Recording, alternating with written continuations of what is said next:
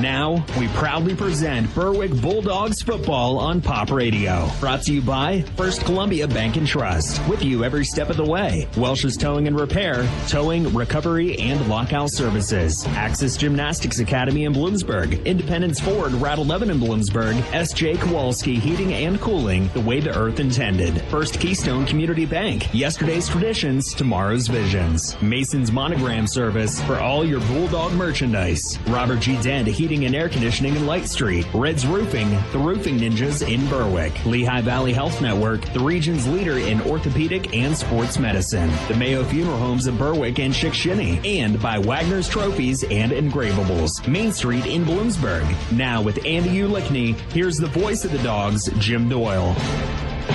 Good evening, everyone. Tonight from Crispin Field in Berwick, it's the Bulldogs against the Trojans of North Pocono High School. I am Jim Doyle. I'm joined by Dr. Alan Wanakonis. The producer of this broadcast is Jay Klein. High school football's second season, the postseason playoffs, kick off tonight. And here at Crispin Field, this is a District 2 Quad A quarterfinal. Bulldogs going against the Trojans of North Pocono. Both teams come in with 4-6 records. But in the power rankings for District 2, Berwick finished 4th, North Pocono finished 5th, and thus the home game for the Bulldogs this evening. Neither team happy with that 4-6 mark, but they will get a chance to start over here this evening. North Pocono has one signature win on the season. That was in Week 2. They beat a very good Western Wayne team, 28-27. Western Wayne finished 8-2. For Berwick, it was a big win over Dallas, 39-22 4 weeks ago. Dallas in these District 2 playoffs, and they also finished the regular season at 8-2. For Berwick, they're going to need to get their offense jump-started. They've struggled in recent weeks, shut out in 2 of their last 3 games against Danville and last Friday against Hazleton Area. At Hazleton Area against a very good Cougars team, Berwick played well enough defensively to stay in the game, but just couldn't mount any offense. An absolutely perfect night for high school football here at Crispin Field. It's been an unbelievable 2022 season where weather is concerned. We've got another gem here tonight as the Bulldogs face North Pocono for the first time since 2017. 12th meeting between these two schools, 6th time it's been in postseason play. Dr. Alan Wanakonis joins me for Berwick football tonight.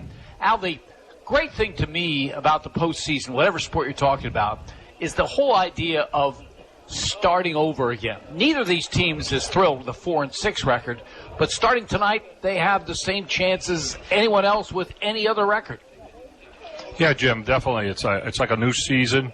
Coach Bennett talked about it in his pregame show, saying there's a lot of younger guys coming in here. They're getting some extra time, extra week of practice, another game. Obviously a higher competition that they've seen probably during the course of the year, and with the possibility of playing again next week. So it's like having an extra season. We talk about Berwick's offense and how they have to get kick-started.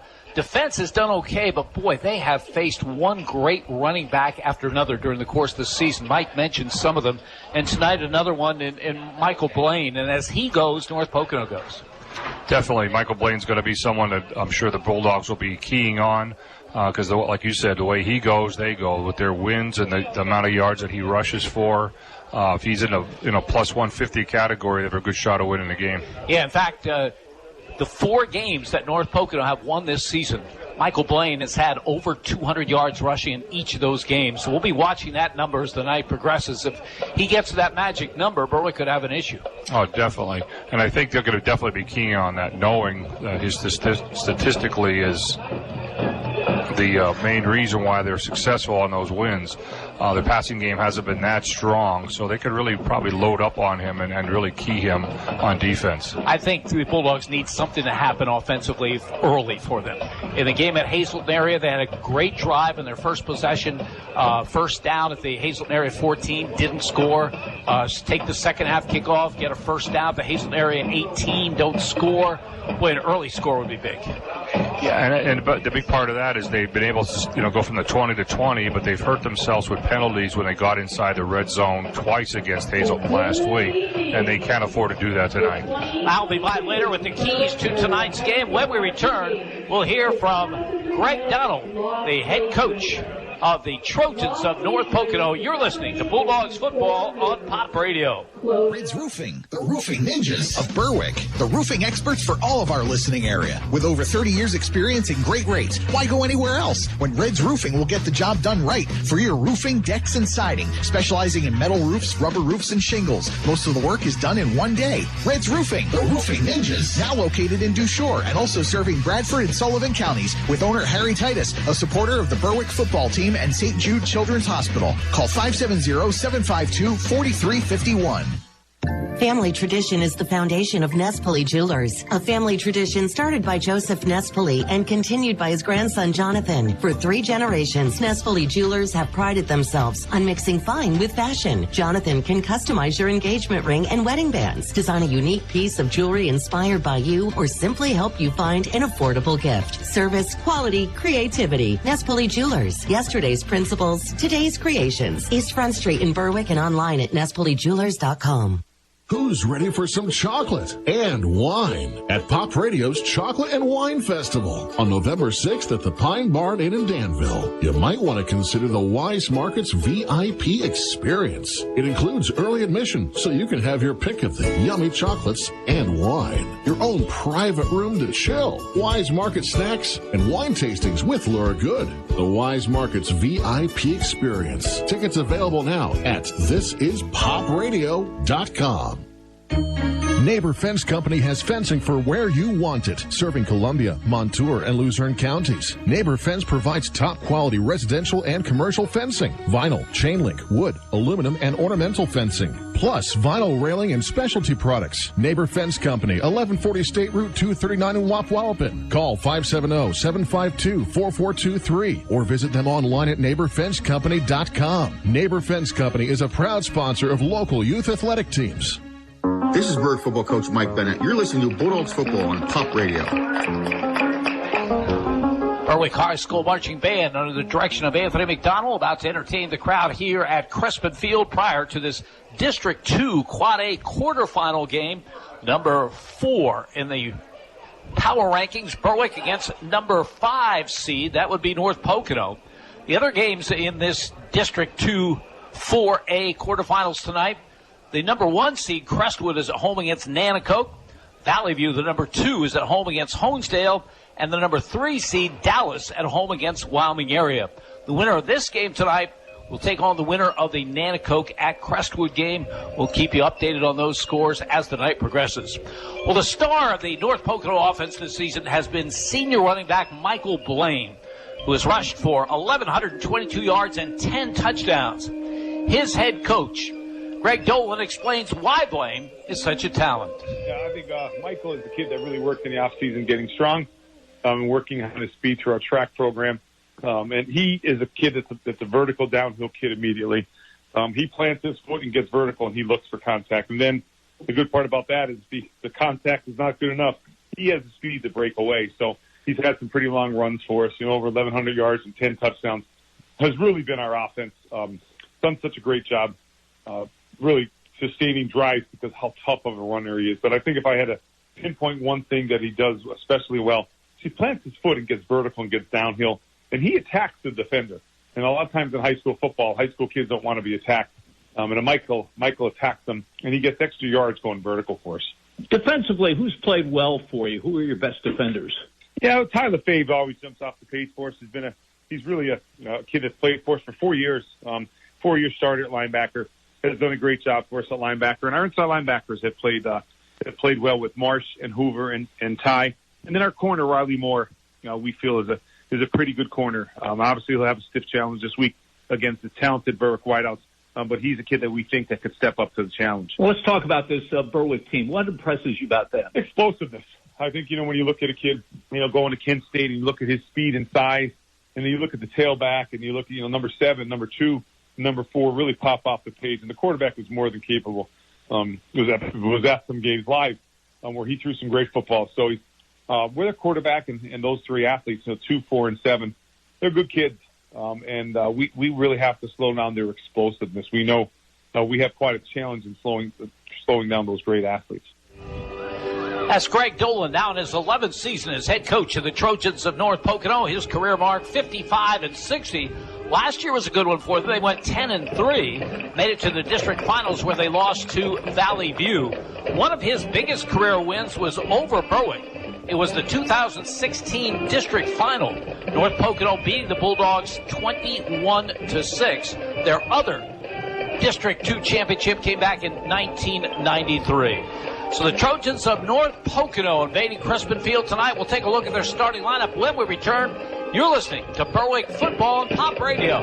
Who's ready for some chocolate and wine at Pop Radio's Chocolate and Wine Festival on November 6th at the Pine Barn Inn in Danville? You might want to consider the Wise Markets VIP experience. It includes early admission, so you can have your pick of the yummy chocolates and wine. Your own private room to chill. Wise Market snacks and wine tastings with Laura Good. The Wise Markets VIP experience. Tickets available now at thisispopradio.com.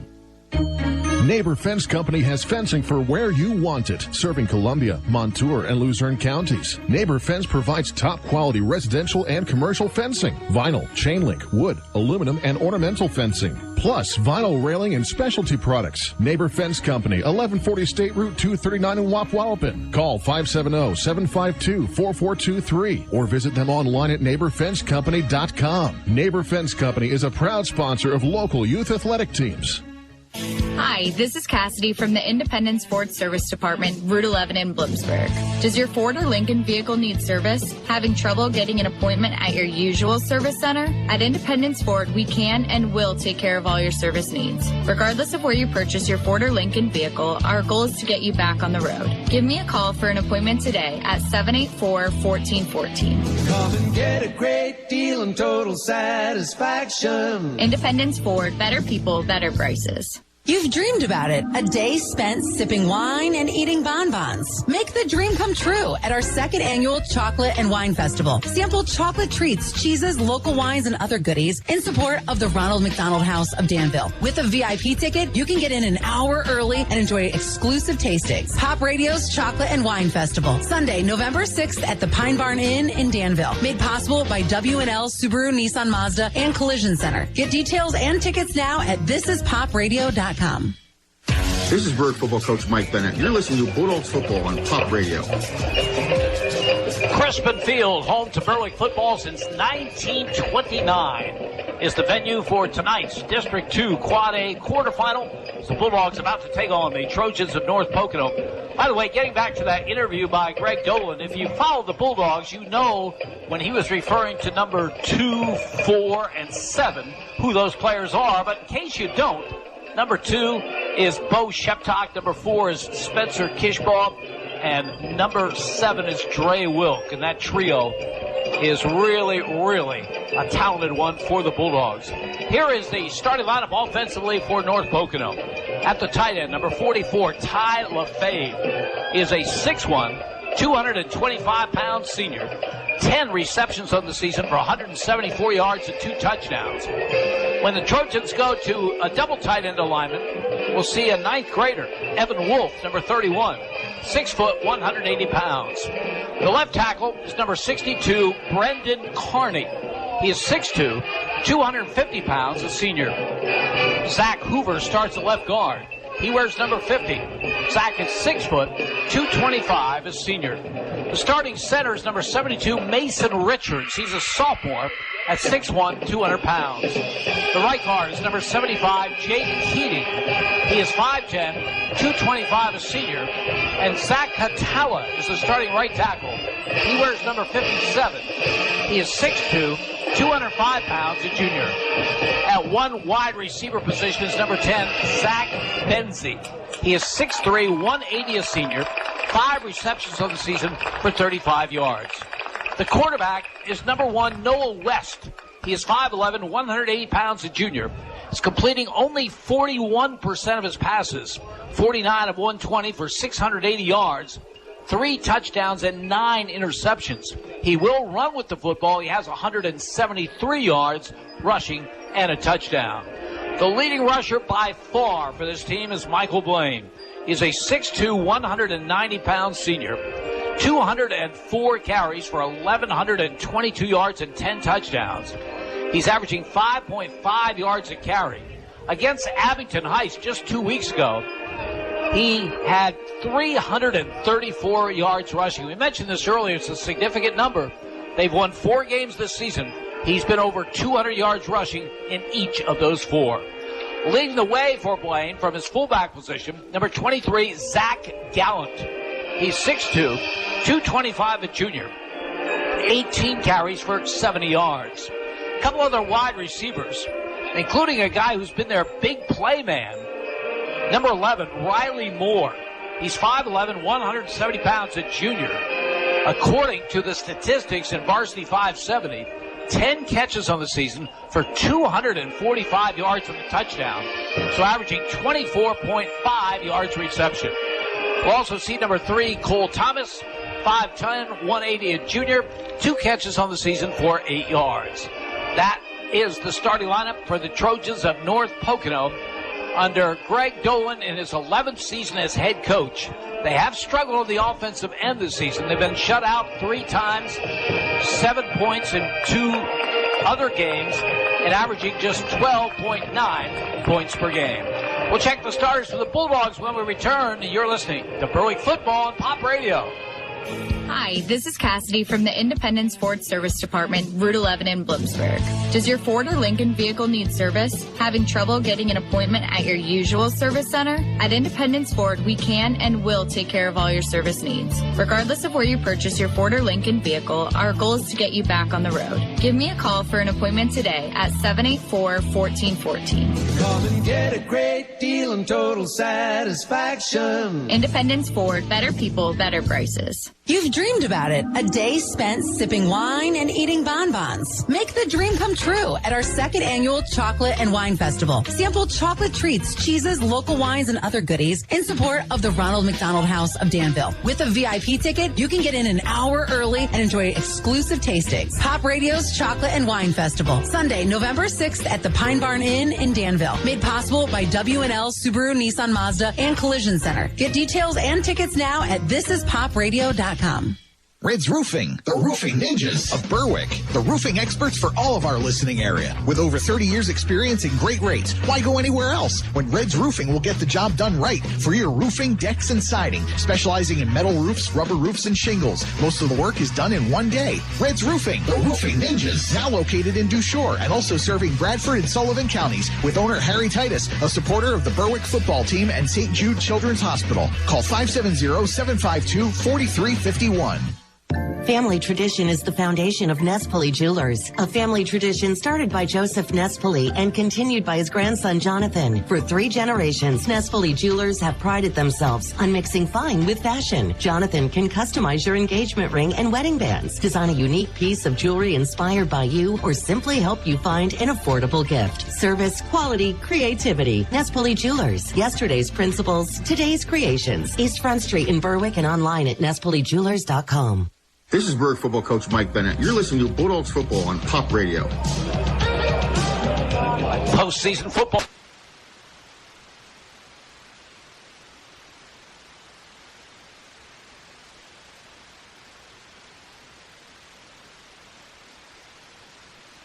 Is a 6'3", 200.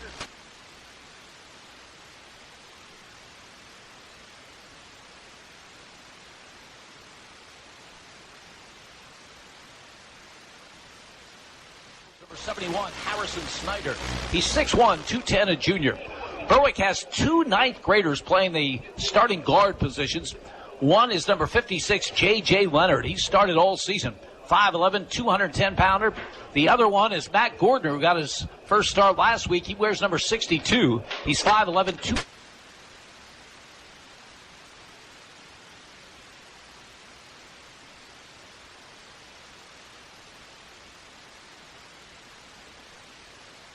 Sophomore, number 64, Chase Shuckers, 6 foot, 245, a sophomore, so an all underclassman starting offensive front for the Bulldogs. The leading receiver on this team is number 4, Spencer Kishbaugh, 6'2", 210.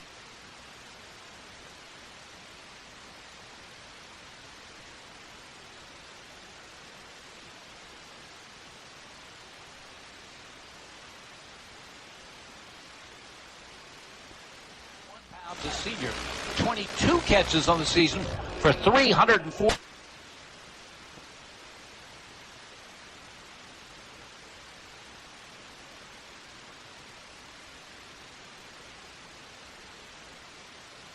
Over 13 yards to carry.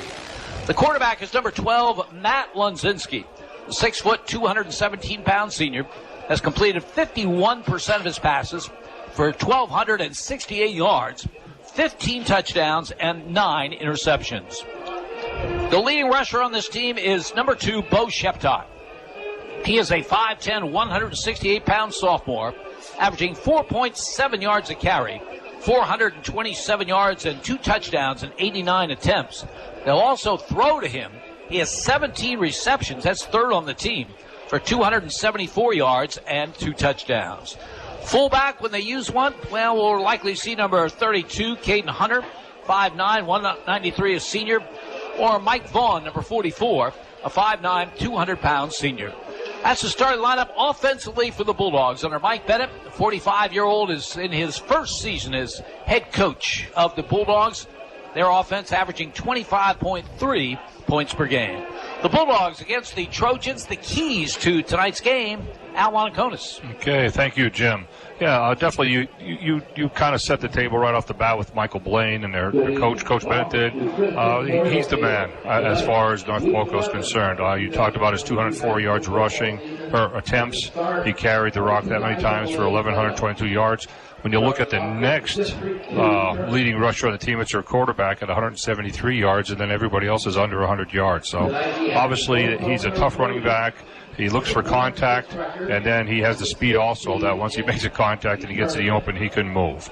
Another key for North Pocono would be to try to generate any kind of passing game to offset that running game. You know, you mentioned Riley Moore and Ty Lefebvre as far as receivers on the team. Obviously, if they get them open and get some looks that way, that'll take some of the pressure off of Blaine as far as running. The coach talked about it, and we talk about it all the time, is limit Berwick's big play potential. The coach talked about they've run mostly a 4-3 defense, but lately they've been running a 3-4, possibly due to injuries. That'll be with a cover 3. Coach Bennett, I'm sure, will take a look at that, at the weakness, because the open areas will be in the flats and up along the seams, and that's some of the passes that we've seen Berwick throw a lot this year. So we may see some big plays that way, but again, something that North Pocono has to defend. Berwick needs to control both sides of the line of scrimmage. The Yo needs a jump start. You said there's no score. They haven't scored in the last 2 weeks. They realize that the Dogs have 2 youngsters inside with Leonard and Gordner, but they have played some good teams these last couple of weeks, and I think they'll be up to the challenge tonight. D, obviously zero on Michael Blaine. All right, give him some running lanes. His line gives him those type of running lanes. He'll hurt you, but the linebackers will have to have a big night. And finally, penalties and turnovers. We saw that last week at Hazelton, but the penalties when they got in the red zone, they got to stop those type of self-destruction, so to speak, as they're moving along. And the punting game, which we saw last week, if they do have to punt, they're going to have to make sure that they get some positive yardage downfield. So yeah, Berwick's capable of big plays. Those numbers 2, 4, and 7 that every coach I've talked to this season, as mentioned, can go the distance on any play. I mean, Bo Sheptock, Dre Wilk, and Spencer Kishbaugh, we've seen that all season long. So for them to go scoreless in 2 of their last 3 games, in between the 21 points they scored against Crestwood, is just not acceptable and not winning football. Definitely. And you look at the opponents who they played. Obviously, Hazelton being 8-2 and then Danville being undefeated. But still, Berwick has the type of potential of offense that they should have been able to put some points on the board. They had their opportunities, but they did hurt themselves. They can't do that in playoffs here, because if they do that on a regular basis tonight, they won't be playing next week. Yeah, and even the Hazelton area game, as mentioned earlier, you look at the final stats and say, well, Berwick did nothing offensively. Well, it's a little deceiving because, there were a number of sacks that detract from that. And they do have 2 long drives with a chance to score. If they score on one or both of those, it's a different game. That's correct, because Hazelton went to that blitzing defense in the second half, and Matt had a rough time in the backfield. He did get sacked for a lot of negative yardage in that second half, which did offset some of that positive. We talk offense and defense, but I thought Berwick's special teams abandoned them last Friday in Hazelton area. They've been pretty good all season long, but 2 very short punts, some shaky returns on kicks and punts. That has to be shored up also. Yeah, it was uncharacteristic of the Bulldogs this year to see that happening, and I'm not sure really why. Was it a lack of concentration or just, something else was going on at that time. But I'm sure Coach Bennett has addressed that this week. I'm sure they're going to be fine-tuned and they're going to be ready to go. There's been some very good running backs, have some pretty good games against Berwick this season, so they have to be concerned with Michael Blaine. And, when you try to get a scouting report on a back, well, is he a power back or is he a speedster? When he's both, you got an issue. Definitely. And actually, I was watching him warming up, Jim, and he reminds me a lot of the running back we saw at Shepherd College last week. I mean, size-wise and his ability, so I hope he's not that good. Well, he is very, very good. By the way, Michael Blaine's older brother, Donnie, is the starting quarterback for a very good Kutztown University team. In fact, Donnie was the starting quarterback when these teams met last, back in 2017. Mentioned the 12th meeting between these two schools. Berwick leads the series 7-4. The last meeting was here back in 2017, Berwick winning at 48-14. I also mentioned that they played in a district final. That was back in 2016, and North Pocono won that one by a score of 21-6. And then a very memorable game for Berwick for all the wrong reasons. 1991, it was the year before Berwick went undefeated and won the state championship with Ron Powis as quarterback. Well, they went to North Pocono for an Eastern Conference final, and it was a terrific game. But North Pocono won that one 22-21. So this is the 6th of the 12 meetings that occur in the postseason. Mentioned Berwick has not won a district title since 2013. North Pocono has won a couple of district titles, but their last coming at the expense of the Bulldogs back in 2016. Both teams come in with 4-6 records. And we'll be back with the kickoff to start this one. You're listening to Berwick Football on Pop Radio. Give your child teachers in a fun, nurturing environment with the Danville Head Start program. Head Start is a free program for children 3 to 4 years old. Bus transportation is provided along with free nutritious breakfast and lunch. As part of the Danville School District, Danville Head Start provides individualized learning in a warm, supportive classroom. Enrollments are now being accepted for this Monday through Friday high-quality preschool program. For more information, visit DanvilleHeadStart.com. We filmed 12 Pennsylvania kids who are all waiting to be adopted and asked them what having a family and permanent home would mean to them. I'm really tired of being alone. Kind of like one of those bottos in the sea, just kind of rolling around. Visit AdoptPAKids.org to watch the video, meet the kids, and learn how you can become a foster or adoptive parent. I can't wait to find my forever family. Sponsored by the Commonwealth of Pennsylvania. Tom Wolf, Governor. Paid for with Pennsylvania taxpayer dollars. The home of the Berwick Bulldogs. This is WHLM AM, W282CO Bloomsburg, W234BH West Hazelton, W242CY Berwick, and W288CF Danville. Pop Radio, a Seven Mountains Media radio station. The Mayo Funeral Homes, located at 110 Chestnut Street in Berwick and 77 Main Street in Chickashinny, are proud sponsors of Berwick Bulldog football.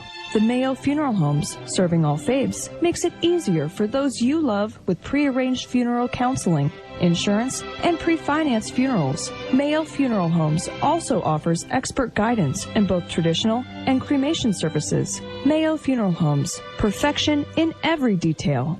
Who's ready for some chocolate and wine at Pop Radio's Chocolate and Wine Festival on November 6th at the Pine Barn Inn in Danville? You might want to consider the Wise Markets VIP experience. It includes early admission, so you can have your pick of the yummy chocolates and wine. Your own private room to chill. Wise Market snacks and wine tastings with Laura Good. The Wise Markets VIP experience. Tickets available now at thisispopradio.com.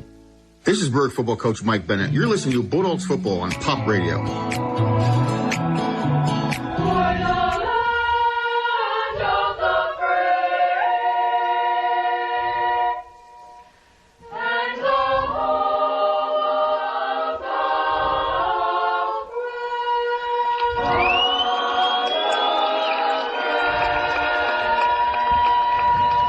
Beautiful rendition of our national anthem from the Modernaires choral group from Berwick High School prior to this District 2 Quad A quarterfinal game. The officiating crew for this game, Earl Harris is the referee. He's joined by Brian Rupp, David Elliott, Stan Janowski, Hayden White, Chris Basic, and Michael Hartzell.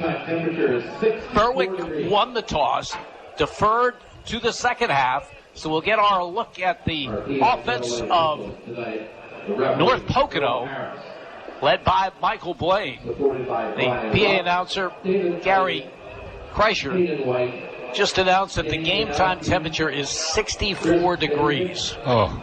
Al, I've been doing this for 55 years. I guarantee you, I've never done a game in November at 64 degrees. It's wonderful. I remember coaching on the sidelines, and believe me, it was never like this.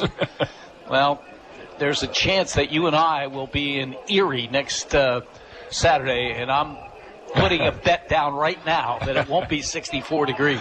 Nope, I'll have the heater ready, Jim. Last time Bloomsburg University played at Mercyhurst, I wore 7 layers in the press box and froze. So North Pocono will get the football to start. They'll be looking from our right to our left. Luke Peters has done a good job kicking for the Bulldogs this season. Will kick it off. Michael Blaine, one of the deep people for North Pocono, trying to catch that number of the second one. Blaine is on 11. the far right. Number 11. And then it will be Riley Monroe, one of the wide receivers for this team. The other one deep. So Peters waits for his signal from the officiating crew. And this game is underway. High and deep, and it bounces at the 5, and it's still rolling, and Blaine finally picks it up. The ball is loose. Berwick may have it. I think Braylon Hawkins is on the ball inside the 2-yard line.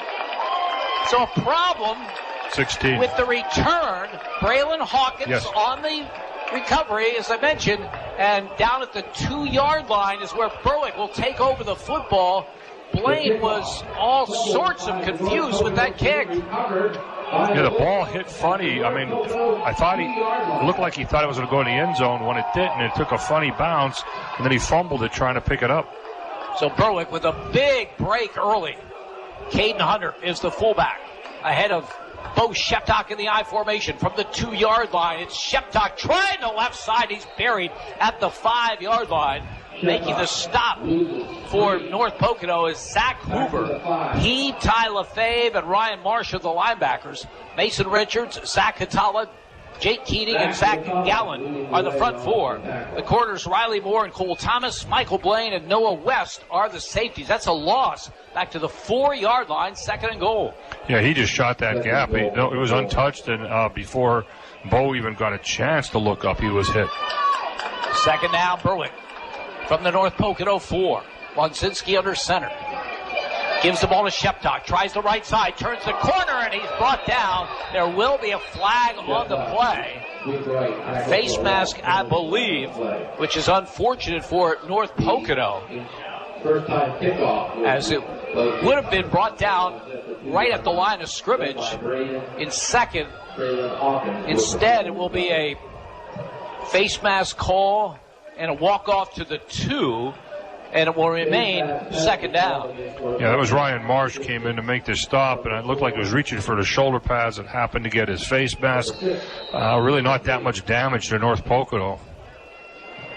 Now they're putting it at the 2, would have been at the 4. It's 2nd down and goal. Lonsinski, quarterback keeper, off the right side, plowing toward the end zone, in for Berwick touchdown. 7th rushing touchdown this season for Berwick quarterback Matt Lonsinski, and the Bulldogs are on the board early. Yeah, just his size and his power. Obviously, we had the line push there with those 2 freshmen at guard in the center. Just plowed her way through and were able to get into the end zone. So Braylon Hawkins with that recovery in the opening kickoff sets up Berwick.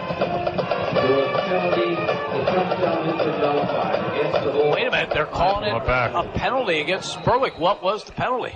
Motion call. So scratch the touchdown run by Lonsinski. It's back at the 7-yard line where it is 2nd down and goal. That's a shame there, Jim. I didn't even notice that. Penalty each way. Now Berwick spreads the field from the 7-yard line on the 2nd and goal.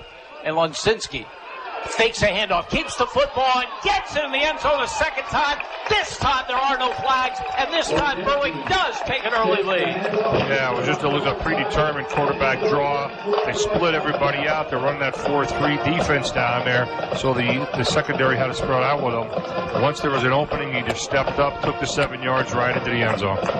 Now the extra point attempt coming from Luke Peters, 27 for 33 on the season. Snap, placement, kick is up, and the kick is good.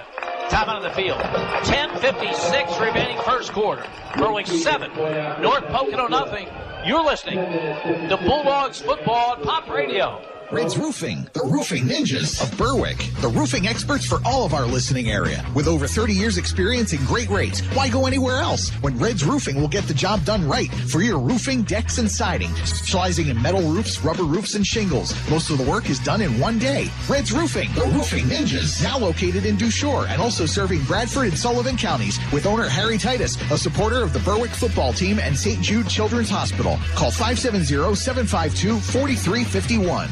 This is Berwick football coach Mike Bennett. You're listening to Bulldogs football on Pop Radio. Well, we mentioned that Berwick's offense struggling the last couple of weeks, shut out twice in the last 3 games.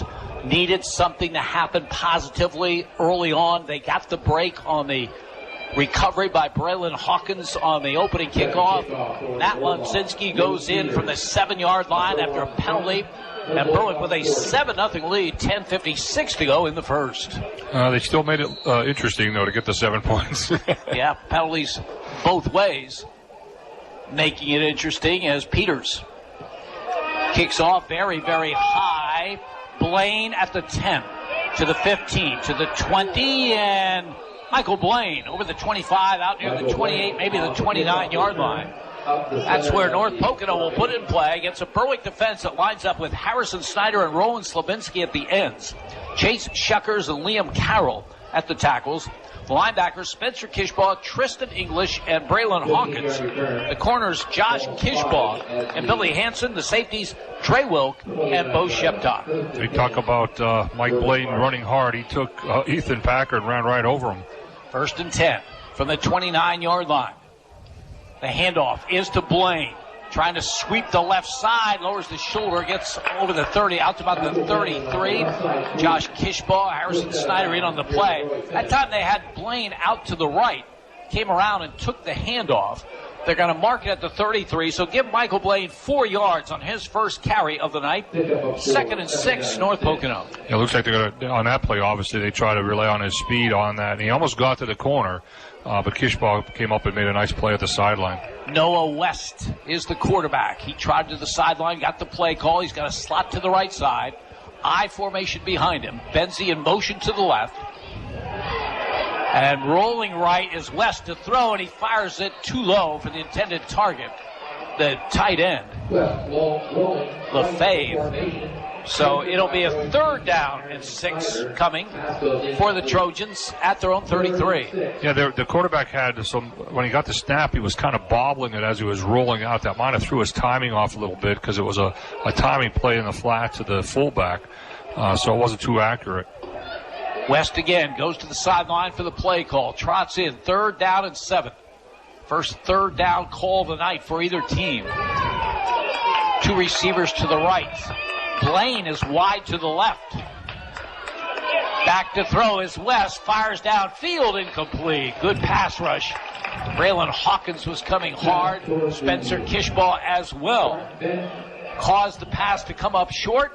4th and 7, punt team on for North Pocono. Good defensive start for the Bulldogs right off the bat here. We know the quarterback, he's only completing over 40%, just over 40% of his passes. As I talked about, the key to the game of trying to establish a little bit of a passing game, but those first 2 didn't look too strong. Zach Benzie back to do the punting for the Trojans at his 19-yard line. Snap is low. It goes through his legs. Inside the 10. He picks it up and is buried down around the 2-yard line. Another huge special teams break for Berwick.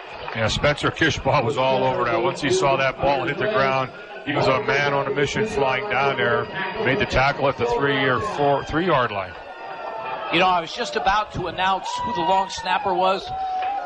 His parents will be thankful. That snap low and went through the legs of Benzie, and Berwick takes over at the North Pocono 3-yard line with a first down, trying to add to an early 7-0 lead. It's great field position for Berwick. Obviously, it will definitely cure a lot of your offensive scoring problems with starting positions like this. And let's see, a flag down on the play before play can go. Illegal substitution against Berwick. So that's a bad start again near the goal line. Back to the 8-yard line where it'll be first and goal. Again, we talked about the penalties and hurting themselves. And we saw that last week inside the red zone. And again, starting off tonight in the first quarter, we see 2 penalties in the red zone. So Berwick first and goal. They haven't marked it off yet. No, he's waving it off. So Earl Harris has changed his mind. It'll stay at the 3-yard line. And it will be first and goal for Berwick. Bulldogs with that early 7-0 lead, trying to add to that. Remember, this is the North Pocono team that averages under 14 points a game. This will be a huge second score. Sheptock is the lone running back. Lonzinski under center, toss sweep left side. Bo Sheptock. He's hemmed in. He reverses his field, comes to the right, gets a good block, but flag slide. He's down at the 4-yard line. What I described as a good block, maybe the officials think it was something else. Yeah, they didn't care. Liam Carroll came back when he saw the running back change in course. He came back, and I thought he had his helmet on inside of the shoulder pads also. It looks like the officials are discussing it, but I thought it was a legal block. So Bo Sheptock started off left, nothing there, reversed his field to the right, brought down for a 1-yard loss. What was that signal? No, Harris says against Berwick, but I did not recognize the signal. 2 arms across the chest. I'm not sure what that is, Jim. I assumed it was some kind of blocking infraction, as did you, and it's a big penalty. Big penalty. Now they're saying personal foul. So whatever it is, it's 15 yards against Berwick. Take it back to the 17-yard line where it's a first and goal. Yeah, I'm not sure what that is.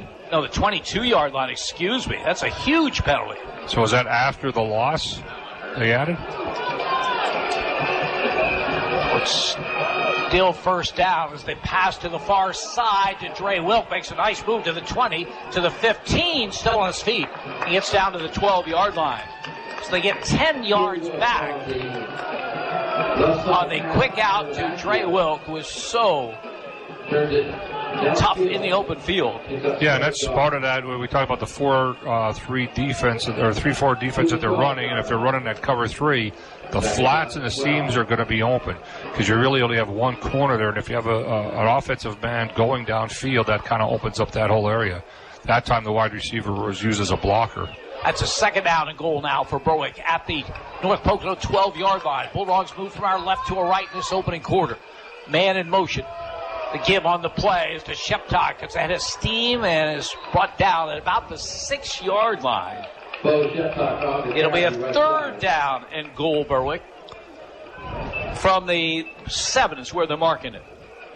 Yeah, their linebacker, Zachary Hatala, made the play on there. They got some nice size linebackers in there, and they're quick. So Bo had a good head of steam there, but they were able to close quickly. Third and goal, Berwick at the North Pocono 7-yard line. Bulldogs probably in 4-down territory if they get something positive on this play. Lonzinski under center. Kishbaugh starts in motion. Play action. Back to throw. Pass into the end zone for a touchdown as Rowan Slabinski makes the grab. Wadzinski to Slabinski. And Berwick adds to the lead. It's a great pass. He started off and came down the flat. And again, with that coverage, you have the inside, the safety trying to play the wide man, and then the flat man picking up the other receiver.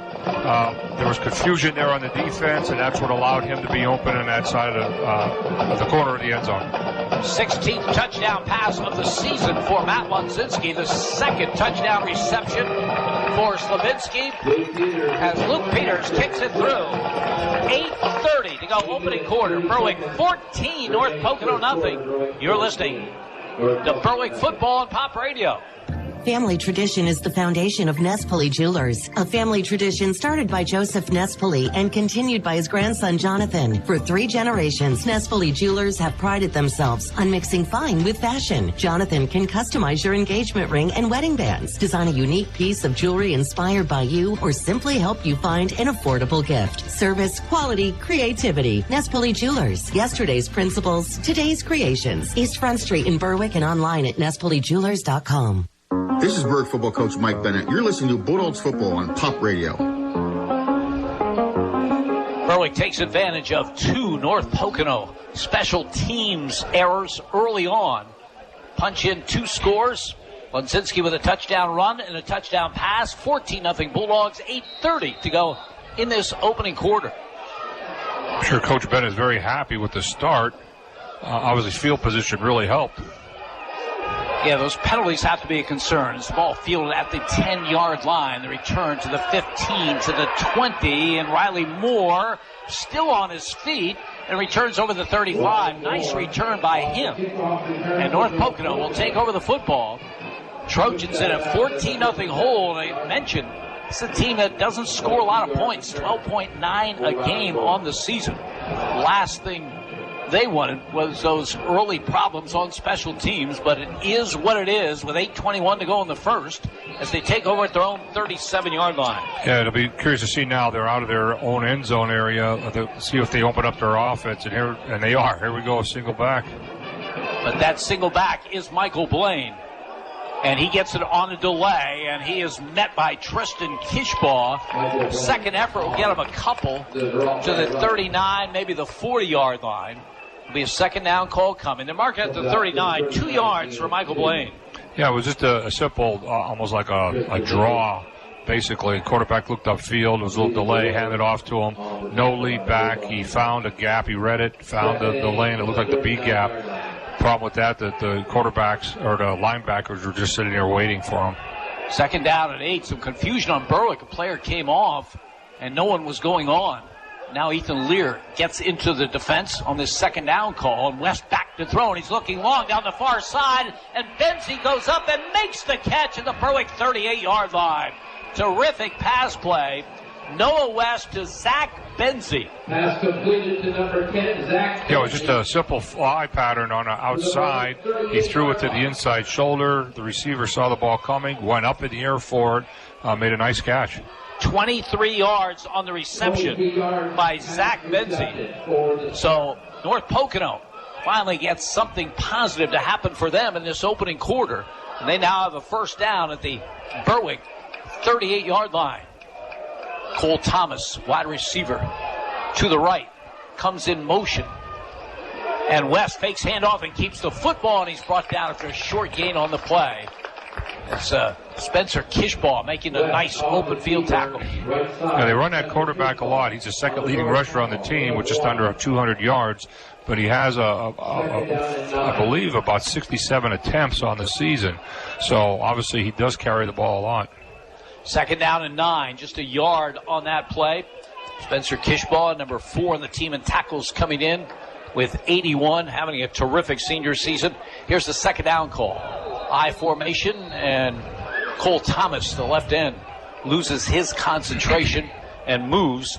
So a 5-yard pickup, or 5-yard penalty against North Pocono to the 42-yard line. The second down and 14. A lot of penalties in the early going. We still have 6:30 remaining in this opening quarter, and Berwick with that 14-0 lead. Well, maybe it's a playoff jitters. Benzie wide left.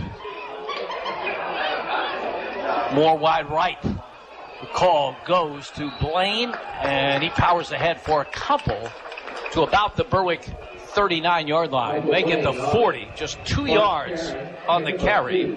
It'll be 3rd down and 12. Yeah, it was just, again, kind of a straight, almost a lead, basically, for Mike at that point. A good play. Bo Sheptock made a nice tackle and had an assist with Liam Carroll. 3rd down and 12. Slot to the left. Blaine the tailback of the eye. Benzie in motion to the right. West play action. Back to throw. Sets up a screen to LaFave. He's at the 40 and is tackled at the 36-yard line. That is nice work by Liam Carroll. Read the screen, came up behind LaFave, who got to the 36, picked up 4. 4th down and 8, and I'm pretty sure we'll see a play from scrimmage for North Pocono as they're down in that 14-0 hole, even though we're just in the first quarter. Yeah, the screen was set up nice, but like you said, Liam stiffed it out. He saw what was going on. And for a center, he had some good wheels on him, was able to catch up to that fullback and bring him down. Slot to the right side. Here's a 4th and 8. Out of the gun. West has Blaine to his right. West rolls right, looking to throw. Fires downfield, has a man, a completion for a 1st down at the 24-yard line. Riley Moore comes back and makes the catch. I tell you what, this quarterback, Noah West, does not have good numbers coming in this game, but he's had a couple of nice throws. Very nice. A little rough at that first possession they had, but these last couple passes, he's been on a target. So Moore with a 13-yard reception on a 4th and 8. 1st down at the Berwick 23-yard line. West takes the direct snap, is hit hard as he runs straight ahead and gets to the 20-yard line. Bo Sheptock in from his safety position. Tristan English was there as well. Yeah, he was just a quarterback draw. They had all the motion. They had trips left, trying to pull the linebackers in the corner and safety. Hopefully, they were hoping, obviously, to get by the first linebacker and then have clear sailing. But Berwick didn't fall for that. And, boy, quarterback's going to be black and blue if he keeps running like that tonight. 2nd and 7. North Pocono at the Berwick 20. West out of the gun. Blaine to his right. Berwick showing blitz. Call straight ahead to Blaine and nothing doing. Berwick's all over the play. Coming from his safety position is Dre Wilk. Yeah, Berwick, definitely, they know when he gets the ball. You can see them swarming every time he touches a ball, and it's multiple defenders taking hits at him at the point of contact. Loss of a yard. 3rd down and 8. North Pocono at the Berwick 21-yard line. Trojans trying to cut the Berwick lead in half here with 3:34 to go in the opening quarter. West has the shotgun snap and he rolls left, stops, plants the feet, sets up a screen to the other side to LaFave. And LaFave is tackled at the 19-yard line. Well, that's a nice play in the open field. The tackle, Billy Hansen. Billy Hansen. It's a real nice play. The ball at the 18-yard line, 3 yards on the play. Here's another 4th down play for North Pocono. They converted on 4th and 8. Now they have a 4th and 5 at the Berwick 18. Yeah, it was a nice play. They ran trips to the left, and then they ran a quick screen to the outside, trying to pull everybody to the left, and great defensive play. Blaine in a slot to the left, and we have a stoppage of play and a timeout, North Pocono. 2:50 to go, opening quarter, 14-0 Bulldogs. You're listening to Berwick football on Pop Radio. Who's ready for some chocolate and wine at Pop Radio's Chocolate and Wine Festival on November 6th at the Pine Barn Inn in Danville? You might want to consider the Wise Markets VIP experience. It includes early admission, so you can have your pick of the yummy chocolates and wine. Your own private room to chill, Wise Market snacks, and wine tastings with Laura Good. The Wise Markets VIP experience. Tickets available now at thisispopradio.com. This is Berwick football coach Mike Bennett. You're listening to Bulldogs football on Pop Radio. 2 minutes, 50 seconds remaining in the opening quarter. Berwick leading North Pocono 14-0. But the Trojans of North Pocono have a good drive going. They'll have to convert on 4th and 5 to keep it going. 4th and 5 at the Berwick 18. Yeah, surprisingly, I talked about it in the keys of the game that they'd have to establish a passing game here to try to offset that running game. And actually, it's working well for them because they are picking off, obviously these big plays for them to keep their drives moving through the air. Slot to the left side. Michael Blaine is in the slot. Noah West awaits the shotgun snap, but he's straight back to throw, and he fires to the end zone, incomplete. Intended for Blaine inside the 5.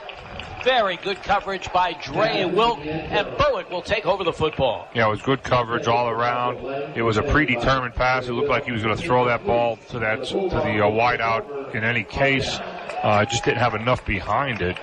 He would have had to lead it a little bit further into the end zone, but the ball dropped short. So Berwick will take over at the 18 as Bulldogs come up with the play they needed to. And with 2:45 to go in this opening quarter, they will finally get the ball with some room to move. They've had the ball twice inside the 5-yard line for North Pocono on special teams problems for the Trojans. Now the Bulldogs will try to get something going with their offense from their own 18-yard line. As Lonzinski goes to Sheptog straight ahead, and he'll get, they're still pushing. And he gets out to the 25-yard line. The officials did not blow the whistle. And ever since they've changed the rules so you can push players from behind, officials give them some leeway. It can be a dangerous play because you don't know when it's over. 8 yards when it probably should have been just 2. Yeah, he was hit originally right at the line of scrimmage by that Zach Hatala, but he just kept churning his legs, and the more he churned, the more defenders, and it just kept moving. 2nd and 2 from the 26. Lear in motion. Play goes to Sheptog, tries to sweep the right side, and he's ridden out of bounds. We'll see if he got the first down. Depends where they mark it. Riley Moore, the junior, came from his corner position to make the play for North Pocono. It looks like they're going to be about a yard short. They mark it at the 27, so just a yard of the play. They needed 2. 3rd down and 1. Bulldogs at their own 27. Yeah, what they're playing, they're in that defense. Their corners, have a lot of responsibilities. Corners and the safeties, as far as the run coverage. They're playing their 4-3, or 3 coverage.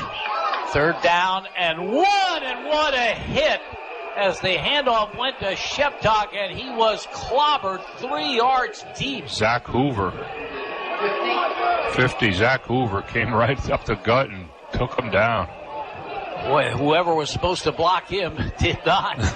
He just came free. And so Berwick on a 3rd and 1 will lose 4, and the punt team will come on.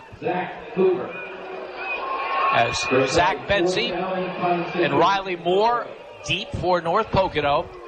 Berwick had some real issues punting the football last week at Hazleton area, and it looks like Luke Peters, who's done the place kicking, will get his first punt of the season. Low line drive will bounce about the 46, take a nice Berwick roll, and a good job by Peters as it will roll all the way to the North Pocono 36-yard line. Not bad punt, Jim. That's what Berwick needed. Get them out of hole, brought them back. Now they just need to make a stop here early and not allow North Pocono to move the ball down the field as they did on that last drive. Yeah, with the roll, it was 41 yards and no return. Berwick will take that all day. They'll take that net all day, you better believe it. North Pocono, 1st and 10 at their own 36-yard line. Trojans trail the Bulldogs, 14-0, exactly 1 minute remaining in the opening quarter. Winner of this one to get the winner of Nanticoke at Crestwood, number 8 at number 1. Playing tonight. We'll bring you updated on that when we get a score as Benzie comes in motion to the left, and Blaine gets the call, tripped up behind the line, but manages to get a yard to the 37-yard line. Yeah, Tristan English, kind of shot the C gap there, got a hold of his foot, and kind of slowed him down for that short gain. 2nd down and 9 for North Pocono at their own 37-yard line.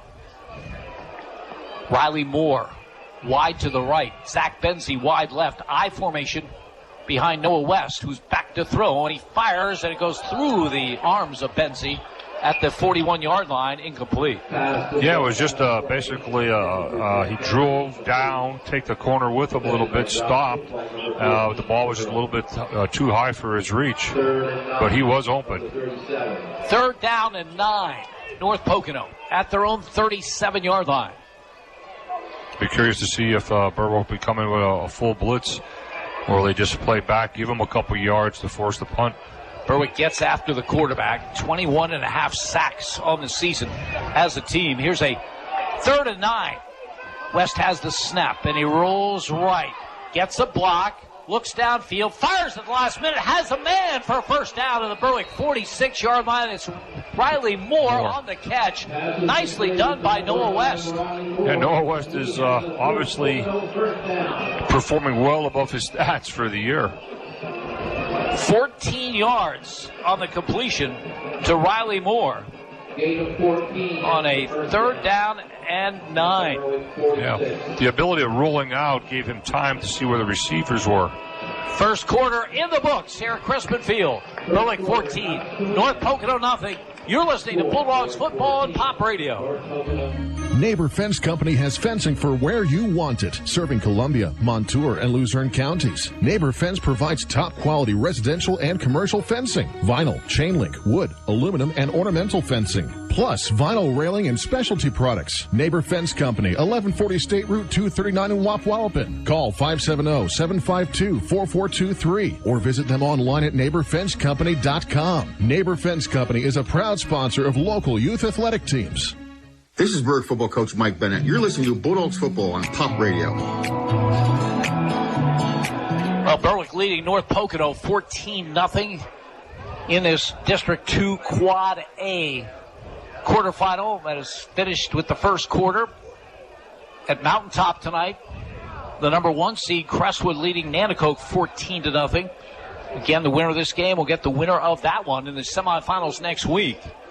Here is North Pocono to start the second quarter. 1st and 10 at the Berwick 46-yard line. Trojans move from our left to our right in this second quarter. Berwick showing blitz. West back to throw. Sets up a screen to the left side. He's got Blaine. He's got speed. The 40, the 35, the 30. Blaine is forced out of bounds across the way inside the 25-yard line. North Pocono had the perfect call for the Berwick blitz. Yeah, they caught him on that one. And then obviously when they blitzed, they had no one in the flat area, so it was an easy 15 yards before he even saw any defender. Bo Sheptock came over and was able to angle him out of bounds. 21 yards on the reception, on the screen pass to Michael Blaine. And North Pocono threatening again. They had a nice 10-play drive that came up short in their last possession. Now they have it at the Berwick 25-yard line. Man in motion left to right. That's Benzie. Blaine, the lone running back, he gets the call, lowers the shoulder, and he'll be knocked back after a gain of maybe a yard on the play. Some really good popping and hitting going on inside there. Trying to get that number for Berwick. There was a big hit right about the line of scrimmage. Looked like a 56 making the play for Berwick. That would be J.J. Leonard, who we haven't seen much on defense. But he was in there on that one and made the play. And it's 2nd down and 10. Yeah, it looked like it was Leonard and Spencer Kishbaugh teamed up on him on that one. North Pocono from their 25-yard line. Here's West on a keeper off the left side. And Noah West, the quarterback, will get about 3 to the 22-yard line. Keeper all the way for him, and it will be 3rd down coming, 3rd and about 7. Yeah, Harrison Snyder made the tackle on that. He just came off the C gap there, and Harrison was able to bring him down. We are early in the second quarter. Berwick leading 14-0, but North Pocono threatening 3rd and 7 at the Bulldog 22-yard line. Slot to the right side, out of the gun. West has the snap. Fires on the middle. The ball's tipped and incomplete. Boy, it looked like he had Benzie open over the middle. That's a nice defensive play by Berwick's Tristan English from his linebacker spot. If he doesn't get his hand up and knock that down, that's probably a first down play. And if he catches it, it's a pick six going the other way. So that sets up a 4th down and 7. North Pocono at the Berwick 22-yard line. Right. Ethan Lear comes in as an extra defensive back, replacing Braylon Hawkins, a linebacker. And they're 3 for 5, I believe, Jim, on 4th down conversions right now. Here is a wide receiver to the right, and North Pocono, a little discombobulated, will use a timeout. 10:21 to go first half. 14-0 Bulldogs. You're listening to Berwick football on Pop Radio. Who's ready for some chocolate and wine at Pop Radio's Chocolate and Wine Festival on November 6th at the Pine Barn Inn in Danville? You might want to consider the Wise Markets VIP experience. It includes early admission, so you can have your pick of the yummy chocolates and wine. Your own private room to chill. Wise Market snacks and wine tastings with Laura Good. The Wise Markets VIP experience. Tickets available now at thisispopradio.com. This is Berwick football coach Mike Bennett. You're listening to Bulldogs football on Pop Radio. Jim Doyle along with Dr. Alan Wanakonis. We are at Crispin Field in Berwick in this District 2 Quad A quarterfinal. Berwick leading North Pocono 14-0. 10:21 to go in the opening quarter. North Pocono has just used their second timeout because they have a big call coming. They have 4th and 7, and they have it at the Berwick 22-yard line. Here is Noah West from the gun. Back to throw. Looking. Tries to hit Blaine. It's picked up on the far side by Spencer Kishbaugh. To the 30 and forced out of bounds to the far side. They try to go to Blaine down the far sideline. And Spencer Kishbaugh anticipates and picks it off. Big defensive play for the Bulldogs. Yeah, Spencer kind of lulled him into that because he was playing back off almost like a prevent defense. It looked like Blaine was wide open. Quarterback West looked at him, threw it right towards him, and then Spencer just stepped up, got it to the lane, picked it off, and went up to the 32-yard line on the return. So that's where the Bulldogs put it in play with 10:14 to go in the opening half. They continue to lead 14-0. North Pocono with 2 drives into Berwick territory, but they come away short. Once losing it on downs, and the other on the good defensive play by Spencer Kishbaugh. Bulldogs from their 32. Here is an end around to Dre Wilk, and he gets up to the 35-yard line. Michael Blaine, who gets it done on both sides of the football for this team, coming from his secondary position to make the play. A 3-yard gain for Dre Wilk, and 2nd and 7. Berwick at their 35-yard line. Yeah, North Pocono, I mean, their reputation of being hard hitters and physical is apparent, but they're also very close to being late hits on some of these Berwick runs. Slot to the right side. Spencer Kishbaugh is wide to the left, out of the pistol. Play action, rolling right as Lonzinski fires, has his man, Ethan Lear, and Lear is brought down hard after a short gain to the 38-yard line. Ethan Lear does a little bit of everything for this team. He's does all the long snapping. He's the backup quarterback, and that is his 4th pass reception of the season. So here's a 3rd down Berwick. They mark it at the 40. 3rd and 3 Bulldogs. It was a nice pass into the flat. North Pocono is playing their 43 defense with 4 coverage, which means they're going to give you those little short 5 passes, and it's a good defense against that. Ooh. 3rd down call, Offside. and North Pocono appears to have given Berwick the first down as they jumped across. So bring it out to the 45-yard line. Bulldogs will get the first down the easy way. 8:51 remaining in this opening half. Winner to head to face the winner of tonight's game between Crestwood and Nanticoke. Last score we had was a first quarter 14-0 lead for Crestwood. Dre Wilk wide to the right. Slot to the left. First down call, Lenzinski out of the gun. Fires a quick out to the far side to Dre Wilk. Wilk in the open field will get out near midfield. So the quick strike by Lonzinski. Boy, those are good plays, because if you hit Lonzinski or Spencer Kishbaugh or Bo Sheptok who plays like that, they're one broken tackle away from a long game. Yeah, and Coach Bennett is taking advantage of the defense, because like I said, they're playing the 43 with the 4 deep coverage, and that 4 coverage, they brought Slavinsky in motion, and he took the block on the corner, which really allowed Wilk to get that and get upfield. 2nd down and 6. Lonzinski back to throw. Pump fake. Nothing there. Runs with the football and has the first down. Flag. To the 44-yard line, but that flag is behind the play. Probably not good news for Berwick. No, it's in the area of holding, Jim.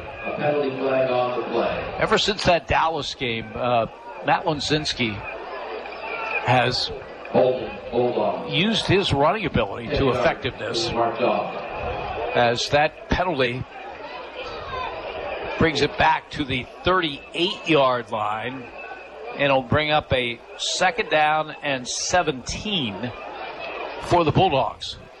Yeah, it's a shame, because Matt, like you said, he rolled out. He looked through his coverage. Nothing was there. He saw the left side was open. He took off, got enough yards for the first down, but unfortunately the holding negated that game. 2nd and long, Berwick from their 38. Lonzinski has the snap, fires, has his man Dre Wilk, and he backpedals and loses yardage back to the 38-yard line. Of course, with his ability, you're always looking for maybe the big play, but Zach Hoover's been very active, and he makes the tackle for little or no gain. Yeah, Zach is doing a nice job. Zach's 6 foot 225. He's big. He makes some big hits out there, and he seems to be always around the ball. Now, there's a number 51 in that offensive line for Berwick, and that would be Gavin Jones. I thought I saw him earlier. Not sure. We'll have to check to see who he's replacing. Okay. As the ball at the 40-yard line. Here's a 3rd down and 15 for the Bulldogs. 3 receivers to the left, and Berwick will use a timeout. 6:42 to go in the opening half. Berwick 14, North Pocono nothing. You're listening to Bulldogs football on Pop Radio.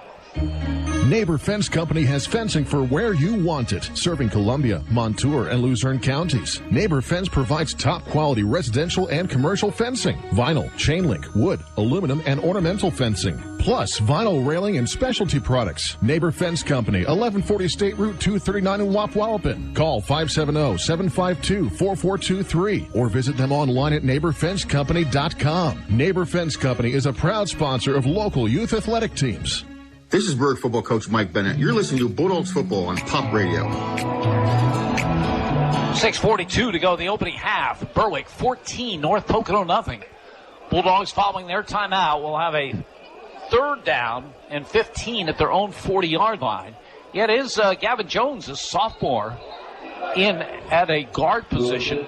We gave you Matt Gordner as the starter. Not sure whether he started this game or not. It's not an injury situation. We see Matt on the sideline. Still very young. All underclassmen on that offensive front. Here's 3rd and long. Berwick from their own 40. Lonzinski out of the gun. Rolls to his left. Fires long downfield into traffic, incomplete. Ethan Lear, the intended receiver, but great coverage. Ryan Marsh, number 14, down there for North Pocono. Noah West as well. Yeah, Brendan Kearney had a lot of pressure on the quarterback on Lonzinski there. Actually hit him right as he threw the ball, so it might have hastened the pass a little bit. Maybe a little quicker through it than he wanted to. Yeah, Carney is a senior, 6'2", 250 pounds. 4th and 15. Berwick from their 40. High snap. Peters gets the kick away. And takes a good roll. I'll tell you what, Luke Peters has the magic touch with these punts. That's the 2nd time he's punted tonight and in his career. And both times he's gotten great rolls out of it. And kicks that didn't look all that effective are indeed effective. The ball back at the North Pocono 18-yard line. His average just went up, Jim. He had 41 yards and no return. That kick is 42 yards and no return. And this is for a Berwick team that had punts of 7 and 17 yards last Friday at Hazleton area. So North Pocono with the football at their own 18 as they move from our left to a right in the second quarter, which has 6:24 remaining. Berwick leading 14-0. Well, Berwick's defense has been that bending but not breaking defense tonight. Blaine is the lone running back. Tossed sweep to Michael Blaine, trying to get outside left.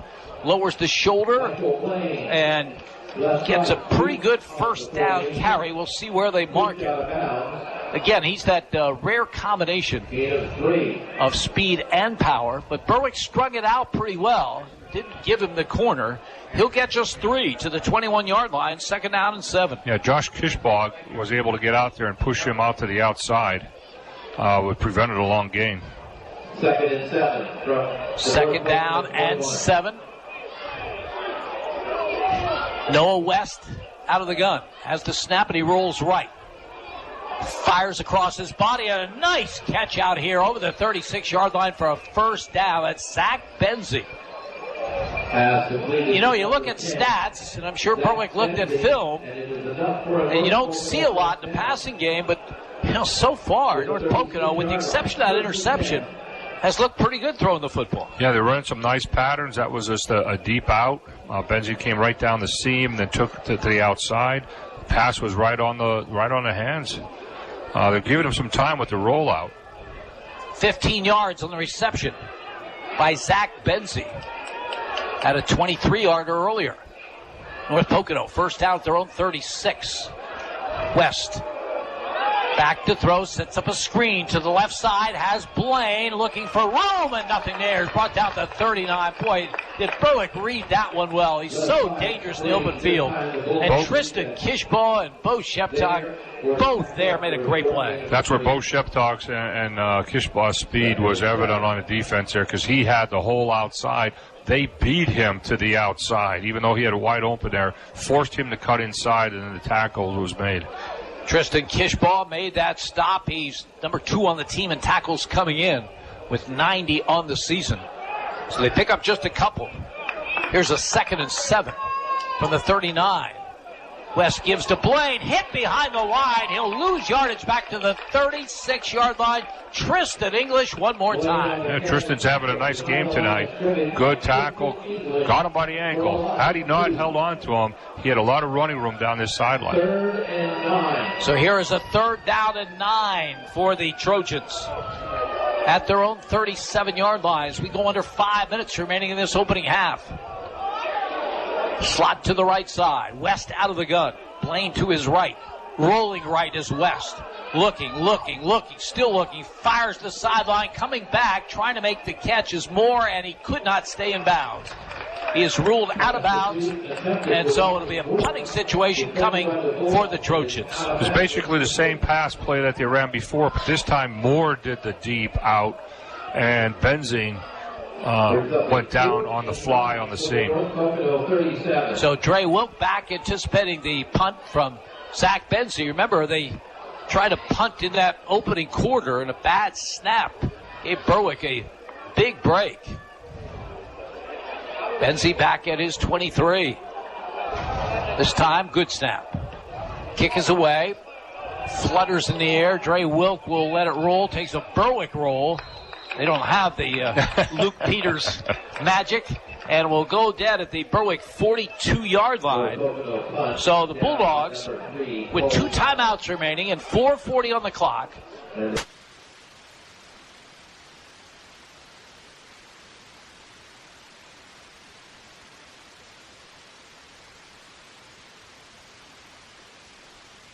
really helped on that position.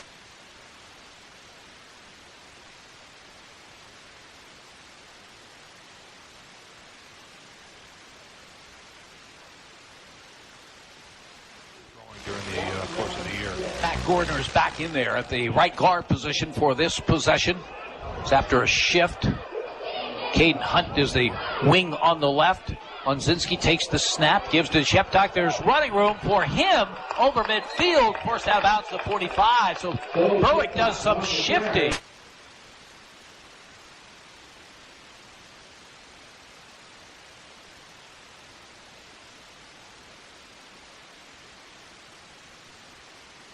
Strong side linebacker stayed way to the outside, which gave a big running lane to the left. And Bo just came around the end, had a nice seal block there by the end, and got the positive yardage. 13 yards, and the carry by Bo Sheptock. First.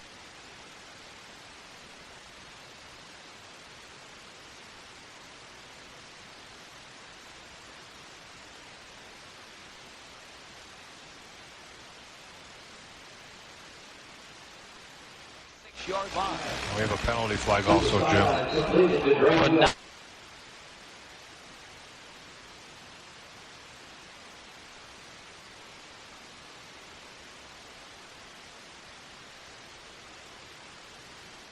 Now it is Crestwood 28, Anacoke nothing. They're still in the first quarter, Mountaintop, so no surprise there. Eligible. Crestwood has been rolling over the opposition. And if that score holds up, Crestwood will be at home next week against the winner of this one. The penalty. First and 15. Back to midfield. First and 15 for the Bulldogs with 4:20 remaining in this first half.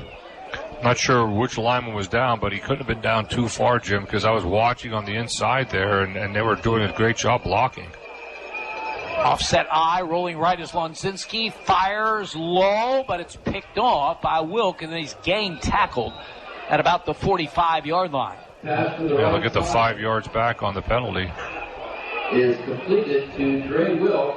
As Ethan Lear checks into the Berwick offensive alignment. They mark it right at the 45, so 5 yards. Second down and 10 for the Bulldogs at the Trojan 45-yard line. And again, with the defensive package that North Pocono is running, they'll give the Bulldogs those 5 and 6 yard completions, and then they'll stiffen up as they get closer. Slot to the left side. Call goes off the left to Bo Sheptock, and he'll get to the 40-yard line. Gets 5 yards. And will bring up a third down and 5. So Berwick closing in on overcoming that penalty as we go under 3 minutes remaining in this first half. And that was great running by Sheptock there. I mean, he got a lot of yardage on his own. He's tripped up a little bit, kept his balance, and was able to get those extra yardage. But we had a good seal block on the left side here by Harrison Snyder, which allowed him to get to the outside. Slot to the right side. Wide receiver left. Here's a 3rd and 5. Lunzinski out of the gun. Has the snap. Back to throw. Pump fake. He's hit as he gets it downfield, and it sails over the head of Rowan Slabinski at the 15-yard line. Yeah, he had the receiver open. Unfortunately, there was pressure coming in from number 72 of the Trojans, big Zach Hatala. So he got a little happy feet there, got a little rushed, and unfortunately overthrew the ball. 4th and 5, Berwick will go for it at the North Pocono 40-yard line with 2:36 to go. Big play both ways, especially for North Pocono as they trail 14-0. North Pocono's in there 4 deep. Lunzinski has the snap, back to throw, big pass rush, it's tipped, and it's picked off. And North Pocono has the football. Zach Hoover comes up with the interception after the ball was tipped. Big play for the Trojans. And a chance here with 2:31 to go in the half, trailing 14-0. Yeah, there was a big rush on there. Big number 52 for, can't find his number, Jim. 52, okay. Kevin Gillette was the one that hit the ball. And Hoover was sitting there like a center fielder, watched it, picked it off. And luckily they were able to tackle him because he had a lot of open area to run for that touchdown. 1st and 10, North Pocono at the Berwick 42-yard line with 2:31 to go in the half. Trojans with 1 timeout remaining.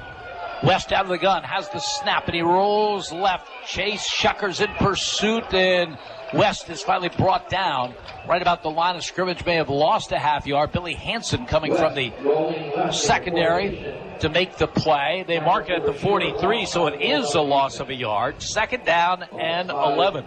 I was surprised. I mean, the Berwick linemen, they got some wheels on them. They almost ran that quarterback down from behind.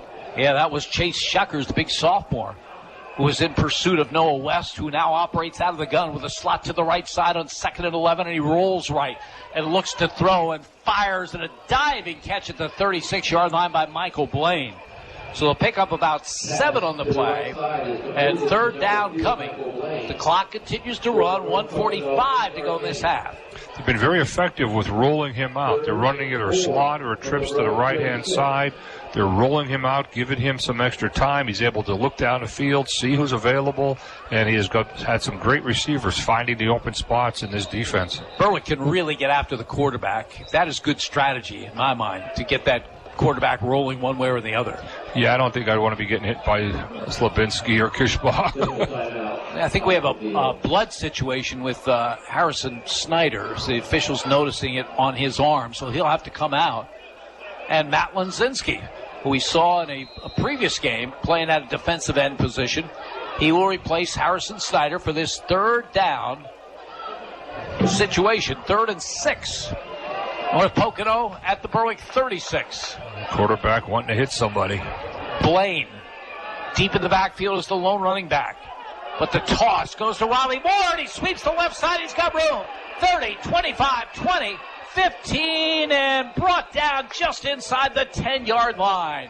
The play set up beautifully. The fake to Blaine draws attention. The handoff to Riley Moore, and Moore goes a long way. And North Pocono in business at the Berwick 9-yard line, 27 yards on the run by Riley Moore. I don't know if the coaches picked up on that from North Pocono or not, but they went exactly where Lanzinski was. Lanzinski got sucked in on the motion to the right. It was reversed to the left. There was nobody there to take care of it. 1:02 to go in the half. West back to throw, dumps a screen off, and it's incomplete over the head of his intended receiver. That's the fullback, Zach Gallen. So it stops the clock with 57 seconds to go in the half. Second down and goal. North Pocono at the Berwick 9-yard line. Yeah, they got to that screen a couple times, seeing the Berwick pressure. Was almost picked off, and I really couldn't tell who it was in the secondary there. But Berwick defender almost had that pass. Big situation for North Pocono trying to stay in this game, and flags and whistles before that play could get started. To me, it looks like North Pocono started too soon. Referee Earl Harris indicates that is the call back at the 14-yard line. The second and goal there. That's a good break for Berwick, although it gives them a little more operating room as far as a pass play down in this area of the field. Bulldogs will get the football to start the second half, so big series for North Pocono as they are now back at the 14-yard line. They need to get into the end zone with 57 seconds remaining in this first half. They were set to come to the line of scrimmage. Officials don't allow it. For whatever reason. 14-yard line. Earl Harris walks to the sideline to tell the North Pocono coach, Greg Dolan, something. Not sure what. I think were the sticks, maybe? That they can't get a first down? Well, it is second and goal. Yeah. Because they had it at the 9. Yeah, he was pointing to the sticks and everything. I think he was questioning that. So the ball at the 14-yard line of Berwick. North Pocono comes out. We have a stoppage again. What is going on? Stoppage of play on the again, Earl Harris to the far sideline. Something's going on down there with the sticks. Well, once at the sticks should be irrelevant. I think he's arguing that they should be able to get a first down. No, they had ball at the 9. Yeah, but I think maybe.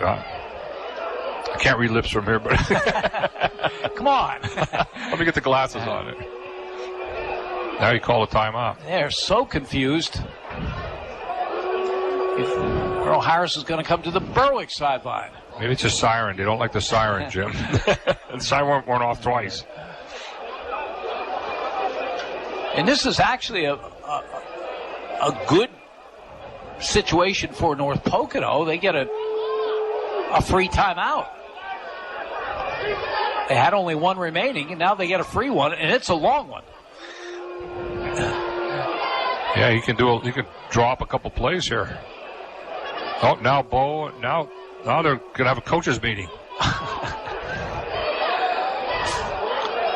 It's not a clock issue. Then they were looking at a uniform. Yeah, Berwick has two coaches, and Crestwood has two coaches out at the 25. Earl Harris is there as well. You know what's going to happen? They're going to snap it from the 14, and all this is going to be irrelevant. Just inquiring minds want to know. Yeah, that's for sure. That is for sure. So what on earth that could have been? I have no clue. The ball, as predicted, is at the 14-yard line. Second down and goal, where it was before all that took place. Okay. Slot to the right. Wide receiver left. West gives the ball to Blaine. Up the middle. Breaks the tackle and gets down to the 9, maybe the 8-yard line, where it'll be third down and goal coming. Clock running. 41 seconds remain. West back to throw. Looking. Fires at the last minute. Has a completion, but the tackle's made at the 5-yard line. That's a nice tackle in the open field. Number 3. That's Ethan Lear making the tackle. Is a one-on-one situation at the 5. Lear comes through. Clock winding down. 18 and 17 and 16. And North Pocono again has a timeout left. Maybe a fourth down and goal at the 5. 5, 4, 3, 2, and they will use that last timeout. We'll keep it here. North Pocono calls a timeout with. So a big play in the game coming up. Berwick leads 14-0. 2 seconds remaining, first half. North Pocono has it at the Berwick 5-yard line, fourth down and goal. Boy, it'd be frustrating for the Trojans to go in at half with no points because they've had 2 previous good drives in the Berwick territory. And now after the interception, they mark it get as far as the 5-yard line. This is a big play coming. Again, Berwick gets the ball to start the second half. They do lead at 14-0. Trojans have rebounded nicely from a nightmare start to this game. And they're playing well, like I said, the Berwick defense between obviously at this point, between the 10-yard line and the 20, they've played tough. Once they got inside the red zone, they've really stiffened up their defense. And I know 3 field goals probably not in the mind of the coaches being down 14-0 and Berwick getting the ball. So here we go, fourth and goal. At the Berwick 5, Blaine to the left of West, who has the shotgun snap, and he rolls right, and he looks back to the left into the end zone. The ball is incomplete. It's knocked down by Bo Shepard. Incomplete. They rolled to the right, came back to the left, intended for Blaine. Sheptock from his safety position makes the play, and that ends the first half with a score. Berwick 14, North Pocono 0. You're listening to Bulldogs football on Pop Radio. When you're planning your next big event, weddings, concerts, church festivals, even construction sites, remember Preferred Portables has you covered. Preferred Portables offers a luxury restroom trailer that even has hot water. Have no power? No problem. They can provide a generator to keep the lights on. Preferred Portables can provide sanitary service to campgrounds, carnivals, parks, parties, and even has an emergency service 24 hours a day. Contact Preferred Portables to learn about event and contractor pricing. Email preferredportables@gmail.com. Go Berwick Bulldogs! Hi, this is Cassidy from the Independence Ford Service Department, Route 11 in Bloomsburg. Does your Ford or Lincoln vehicle need service? Having trouble getting an appointment at your usual service center? At Independence Ford, we can and will take care of all your service needs. Regardless of where you purchase your Ford or Lincoln vehicle, our goal is to get you back on the road. Give me a call for an appointment today at 784-1414. Come and get a great deal and total satisfaction. Independence Ford, better people, better prices. The home of the Berwick Bulldogs. This is WHLM AM, W282CO Bloomsburg, W234BH West Hazelton, W242CY Berwick, and W288CF Danville. Pop Radio, a Seven Mountains Media radio station. The Mayo Funeral Homes, located at 110 Chestnut Street in Berwick and 77 Main Street in Chickshinny, are proud sponsors of Berwick Bulldog football. The Mayo Funeral Homes, serving all faiths, makes it easier for those you love with pre-arranged funeral counseling, insurance, and pre-financed funerals. Mayo Funeral Homes also offers expert guidance in both traditional and cremation services. Mayo Funeral Homes, perfection in every detail. Red's Roofing, the roofing ninjas of Berwick, the roofing experts for all of our listening area. With over 30 years experience and great rates, why go anywhere else when Red's Roofing will get the job done right for your roofing, decks, and siding, specializing in metal roofs, rubber roofs, and shingles. Most of the work is done in one day. Red's Roofing, the roofing ninjas, now located in Dushore and also serving Bradford and Sullivan counties with owner Harry Titus, a supporter of the Berwick football team and St. Jude Children's Hospital. Call 570-752-4351. This is Berwick football coach Mike Bennett. You're listening to Bulldogs football on Pop Radio. Jim Doyle along with Dr. Alan Lanakonis from Crispin Field in Berwick. We're at halftime of this District 2 Quad A quarterfinal. Berwick leading North Pocono 14-0. Bulldogs got a big break earlier. The opening kickoff was misfielded by Michael Blaine. Couldn't come up with it. Braylon Hawkins of the Bulldogs did at the 2-yard line. There were a couple of penalties involved both ways. Eventually Berwick back at the 7, and Matt Lunzinski took it himself for his 7th rushing touchdown of the season. Luke Peters kicked the extra point. Berwick had a very early 7-0 lead. 10:56 still to go in the opening quarter. Later in that quarter, North Pocono from punt formation. Bad snap. And Berwick takes over at the 3-yard line. Eventually, the Bulldogs, after penalties, backed up to the 22-yard line. But Matt Lunzinski with the touchdown pass to Rowan Slavinsky. Luke Peters with the extra point. So Berwick taking advantage of special teams problems on the part of North Pocono early. With 8:30 to go in the first quarter, Bulldogs had a 14-0 lead. Finally, North Pocono got something going. A 10-play drive. Some big plays along the way. A 23-yard pass completion, Noah West to Zach Benzie. A 4th and 8 pass completion of 13 yards from West to Riley Moore. Eventually, though, North Pocono got to the Berwick 18-yard line and got no further. Gave it up on downs. First quarter ended with Berwick leading 14-0. In the second quarter, North Pocono had another good drive going, 8 plays altogether. They drove from their 36 to the Berwick 22-yard line. 4th down and 7. Noah West looking for Michael Blaine. Played beautifully by Spencer Kishbaugh, who picked off the pass and ended the threat. And then late in that first half, after Zach Hoover intercepted a tipped pass by Matt Lunzinski, North Pocono took over at the Berwick 42-yard line. They got a big play on an end around from Riley Moore of 27-yard gain. Eventually, they had the ball at the Berwick 5-yard line. 4th and goal with 2 seconds to go. Pass intended for Blaine in the end zone. Knocked away by Bo Sheptock. The first half has come to an end. Berwick 14, North Pocono nothing. Stay with us. We'll check other scores with Jay Klein. We'll check first half stats with Al Lanakonis. You're listening to Bulldogs football on Pop Radio. The Mayo Funeral Homes, located at 110 Chestnut Street in Berwick and 77 Main Street in Chickshinny, are proud sponsors of Berwick Bulldog football. The Mayo Funeral Homes, serving all faiths, makes it easier for those you love with prearranged funeral counseling, insurance, and pre-financed funerals. Mayo Funeral Homes also offers expert guidance in both traditional and cremation services. Mayo Funeral Homes, perfection in every detail.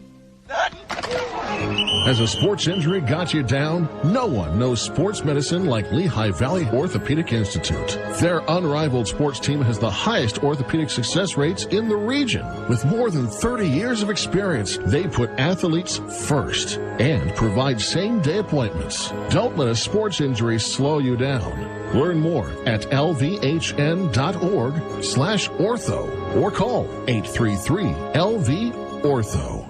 Red's Roofing, the roofing ninjas of Berwick, the roofing experts for all of our listening area. With over 30 years experience and great rates, why go anywhere else when Red's Roofing will get the job done right for your roofing, decks, and siding, specializing in metal roofs, rubber roofs, and shingles. Most of the work is done in one day. Red's Roofing, the roofing ninjas, now located in Dushore and also serving Bradford and Sullivan counties with owner Harry Titus, a supporter of the Berwick football team and St. Jude Children's Hospital. Call 570-752-4351.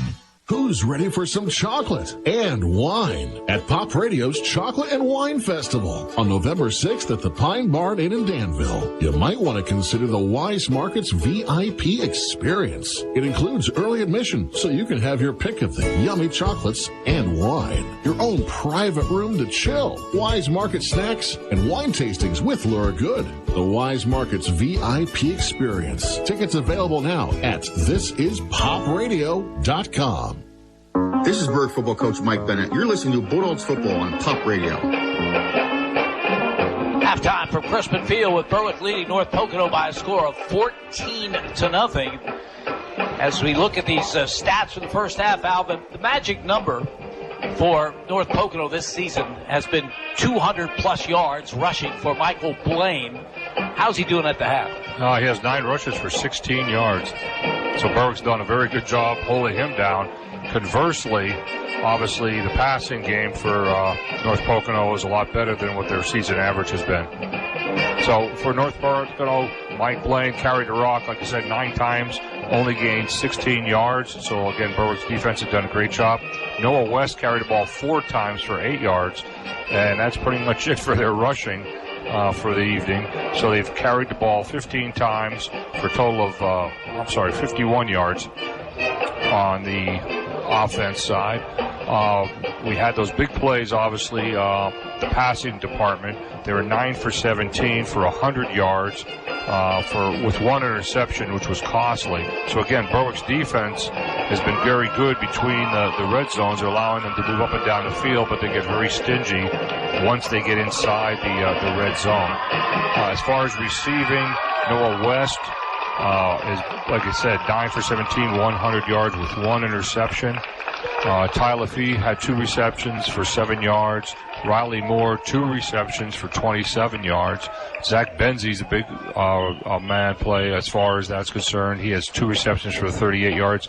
Michael Blaine out of the backfield has 3 receptions for 31 yards, and Thomas Cole has 1 reception for 4 yards. So they've been able to actually pass the ball around a little bit to their different players, and that's probably part of the game plan, knowing that Berwick is probably going to load up on the running back, Michael Blaine.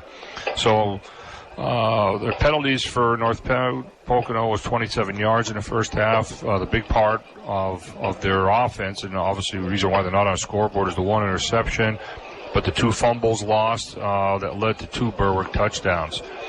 For the Berwick Bulldogs, Berwick rushed the ball 11 times for 36 yards, only 1 TD. Matt Laziski had that in the first quarter. As far as in the air, Matt Laziski was set 6 for 9 for 29 yards. So Berwick only has a total of 65 yards. But again, the 2 touchdowns were set up when they got the ball inside the 10-yard line earlier in that first quarter. As far as rushing, Bo Sheptaw carried the ball 9 times for 26 yards. Drew Wilk 1 time for 3. Matt Laziski 1 time for 7. And Riley Moore, for a total of the 36 yards. I missed Riley Moore for North Pocono, though. He did have 1 carry for 27 yards, which gave him that 51 yards total. As far as receiving, Drew Wilk has 4 receptions for 19 yards, and Ethan Lear 4, 1 reception for 4 yards, and Rowan Slabinski, obviously, the 6-yard touchdown. So overall, again, Berwick rushed the ball 11 times, 36 yards, 1 TD, 6 for 9, 29 yards, 1 interception, 1 TD to Rowan Slabinski for 65-yard total offense. And again, it's been field position. I'm sure Coach Bennett would like to see his offense run a little bit more in the second half. They were given gifts there. You take those 2 miscues by North Pocono early in the game, and this could be a 0-0 game just as easy as it's 14-0.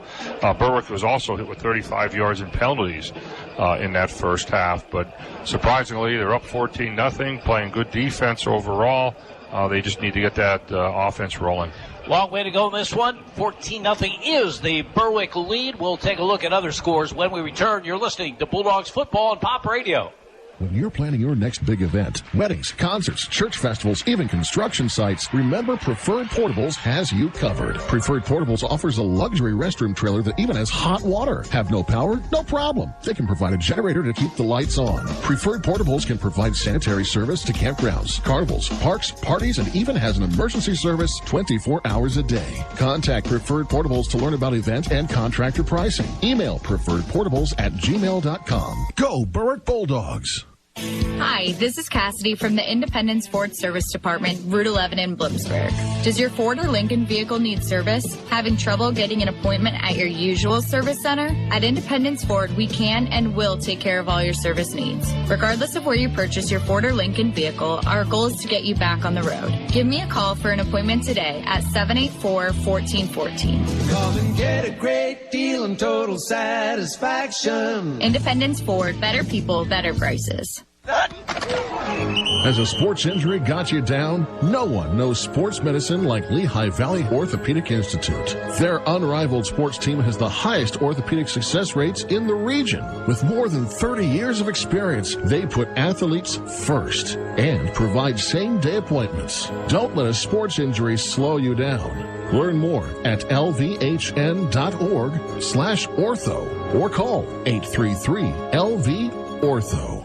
Who's ready for some chocolate and wine at Pop Radio's Chocolate and Wine Festival on November 6th at the Pine Barn Inn in Danville? You might want to consider the Wise Markets VIP experience. It includes early admission, so you can have your pick of the yummy chocolates and wine. Your own private room to chill. Wise Market snacks and wine tastings with Laura Good. The Wise Markets VIP experience. Tickets available now at thisispopradio.com.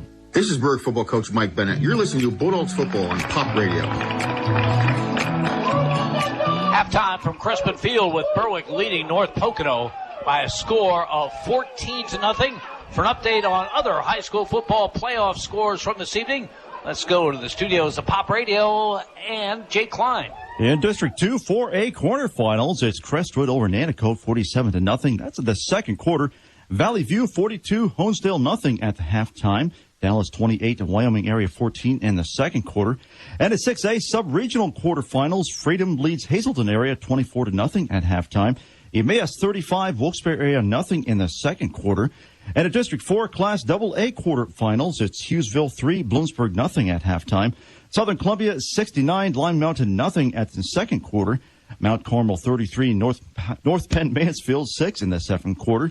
And at District 4 4A semifinals, it's Jersey Shore 49, Shamokin nothing at halftime. And Selinsgrove 17, Melting nothing in the third quarter. For Pop Radio Sports, I'm Jake Klein. Thank you very much, Jake. The Trojans of North Pocono made their way on the far side of the field, still waiting the arrival of the Bulldogs. Berwick leading North Pocono by a score of 14-0. Reminder, we'll have college football for you tomorrow on our sister station, Bigfoot Country 106.5, as Bloomsburg University plays their final home game of the season. Danny Hale Field in Redmond Stadium will be the venue. That game kicks off at 2 o'clock as Bloomsburg takes on Millersville. We will have the coverage starting with the Frank Sheptock Show at 1:30. So again, this being the only competitive game among the quarterfinal games is Crestwood, Valley View, and Dallas all rolling along. Crestwood would be the opponent for this team coming up. Berwick against North Pocono. We'll be back with the second half kickoff. You're listening to Bulldogs football on Pop Radio. Hi, this is Cassidy from the Independence Ford Service Department, Route 11 in Bloomsburg.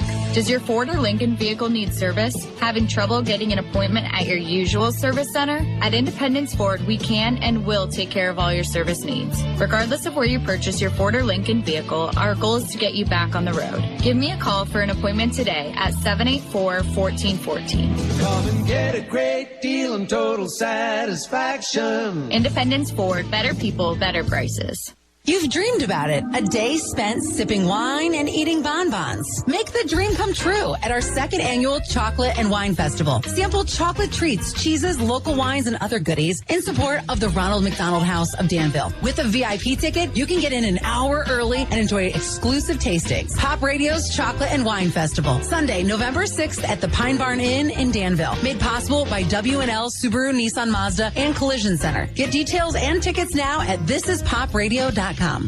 Red's Roofing, the roofing ninjas of Berwick. The roofing experts for all of our listening area. With over 30 years experience and great rates, why go anywhere else when Red's Roofing will get the job done right for your roofing, decks, and siding. Specializing in metal roofs, rubber roofs, and shingles. Most of the work is done in one day. Red's Roofing, the roofing ninjas. Now located in Dushore and also serving Bradford and Sullivan counties with owner Harry Titus, a supporter of the Berwick football team and St. Jude Children's Hospital. Call 570-752-4351. Family tradition is the foundation of Nespoli Jewelers, a family tradition started by Joseph Nespoli and continued by his grandson Jonathan. For 3 generations, Nespoli Jewelers have prided themselves on mixing fine with fashion. Jonathan can customize your engagement ring and wedding bands, design a unique piece of jewelry inspired by you, or simply help you find an affordable gift. Service, quality, creativity. Nespoli Jewelers. Yesterday's principles, today's creations. East Front Street in Berwick and online at nespolijewelers.com. This is Berwick football coach Mike Bennett. You're listening to Bulldogs football on Pop Radio. Just about a minute away from the kickoff to start the second half here with Berwick leading North Pocono in this District 2-4A quarterfinal, 14-0 to score. And Al, you mentioned this, but I really think if I'm North Pocono, the only thing discouraging to me at the half is the scoreboard, because after those 2 terrible plays on special teams that pretty much handed Berwick 14 points, North Pocono, you could say, outplayed Berwick statistically. Yeah, definitely. When you look at their total 151 yards to Berwick's 65 total offensive yards. So obviously they doubled Berwick's output. Again, they were gifts that they got there at the beginning of the game on the kickoff and as well as on that punt bad snap. So for the most part, North Pocono has been able to control the offense of Berwick. And Berwick, conversely, has been able to control the offense to the extent that they have not have allowed North Pocono to get into the end zone. And some people may have questioned, why didn't North Pocono go for 3, down there at the end of the half? But the coach probably felt Berwick's receiving the ball in the second half. If Berwick would happen to score, then you're looking at 21-3 versus maybe a possible 21-7 score. So, again, who knows? I think Berwick have to be careful here, watch for an onside kick, because North Pocono has been able to hold them offensively. So who knows what could happen here in the second half. But basically, North Pocono has played a well of a game. Brady Mapes will kick off. Berwick moving from our right to our left. The kick is a low line drive. It gets by the first man. The scramble is on at the 40-yard line. North Pocono has the football. They have the football. I don't know if we'd call it an onside kick, but it was a hard line drive. Bounced off one Berwick player. It looked like the Bulldogs were in position to grab it. They were not. So a big play to start this second half. North Pocono will take over at the Berwick 40-yard line. Yeah, it was actually, Jim, it was a predetermined. We used to do it. We try to line drive it at one of the up men. Obviously, a hard kick like that coming right at them, they have a hard time fielding that. And then it bounced off his chest, and then number 42, Evan Jenkins, recovered it for North Pocono. 1st and 10 for the Trojans at the Berwick 40-yard line.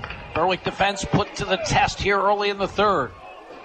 West hands off to Blaine. Blaine tries the right side, nothing doing. Rowan Slabinski is there to make the play from his defensive end position. They'll mark the ball at the 38, so give Blaine 2. The yards have come tough for him. 2nd down and 8 for the Trojans. And Tristan English came flying up in there when he saw once Blaine had the ball, and he had first contact, and then Slabinski finished him off. English has had a tremendous game. Slot to the right. Riley Moore is wide to the left. West play action back to throw. Big pass rush. He drops the football, then has to get on it way back at the 41-yard line. That Berwick rush is relentless. Liam Carroll was leading the way, and all the way back to the North Pocono 42-yard line. Yeah, the little center has some wheels on him, and he got rolling. And Harrison Snyder was there also on the play. So a loss of 20 on the play, and North Pocono 3rd and a mile back at their own 42-yard line. Again, maybe another gift for Berwick as another turnover almost will slow them down. West out of the gun, gives off to Blaine, has some room. Over midfield to the 45, to the 40, and forced out of bounds. Good run by Michael Blaine, his best of the night. Boy, it's scary to see him with any room in the open field because he can really run. It'll be 4th down, but a makeable 4th down after that gain. Yeah, Zach Benzie was tight to the line. He got a good block on Slabinski, which opened him up to get to the outside. And the nature of the linebackers were sucked over to the right-hand side, which gave him that room. 22 yards on the carry by Blaine. 4th down call coming. They need 6. West back to throw. Overshoots his man. It's the tight end, Ty LaFave, at the 30-yard line. So Berwick survives, and the Bulldogs will take over with 10:32 to go in this 3rd quarter, and Berwick leading North Pocono by a score of 14-0. Berwick defended that very well. They had a quick pass rush on it. It was a quick play by the cornerback, but I think he was a little too excited on that and had a little too much on it, overthrew his receiver. So Berwick, for their first snap of this second half from their 36. Fake handoff, keeping the football is the quarterback, Lonsinski, and he gets ahead to about the 39. We'll call 3, 2nd down and 7 for the Bulldogs. Yeah, it was just a fake, like you said, going out there. He looked at which side of the center, left or right, that there was a gap on that A-gap. He shot through that and was able to reach for the 3-yard gain. 2nd down and 7 for the Bulldogs, who have that 14-0 lead. We're just going under 10 minutes remaining in the 3rd quarter.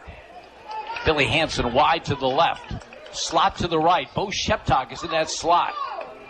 Lonsinski out of the gun. Pump fake. Keeps the football straight ahead. Running hard, but running into a lot of resistance at the 42. Maybe they'll give him to the 43-yard line. 3rd down will be coming up. Looks like they're going to give him to the 44 there, Jim. Mr. Hoover came in and cleaned up there at the end. He's all over the field. Yeah, they are marking the 44, so that's a 5-yard pickup. It'll be a 3rd down and 2. Berwick at their own 44-yard line. Lonsinski, as he's prone to do, trots to the sideline to get the play call. See what the Bulldogs come up with. Spencer Kishball wide right. Dre Wilk in the slot to that side. Lonsinski out of the gun. They need 2 for the 1st down. Lonsinski gives to Sheptok. Tries the right side. It'll be buried behind the line of scrimmage back at the 41-yard line. Now they keep pushing and no whistle. And he'll get close to the original line of scrimmage. Yes. But 4th down, and the punt team will come on for Berwick. Yeah, big Zach Hatala came in, 6'2", 205 junior. He's been controlling that line in the middle there. He got some good penetration. Sheptok was lucky to get back to the line of scrimmage. Bo Sheptok shaken up a little, but now he trots off under his own power. Zach Benzie. Noah West deep, anticipating the punt. First night punting and they're coming for with the Luke block. Peters. They're coming with the block. And he's been good so far. And this kick Fielded by Benzie at the 29 and brought down right there by Ethan Lear. Lear does a great job after the long snap, getting down under kicks. We've seen him in the open field. So North Pocono will take over at their own 29-yard line with 8:09 to go in the third quarter, and Berwick continuing to lead this one by a score of 14-0. Again, the defense is on the field here. See what North Pocono tries. They've been very successful at rolling that quarterback out. Now they're in a power I here, so maybe they're going to try to pound it. 1st and 10.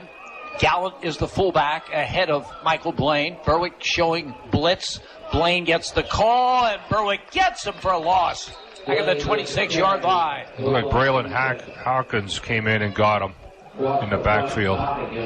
Yeah, we're listing Hawkins as a linebacker, but he was up on the front 4 on that play.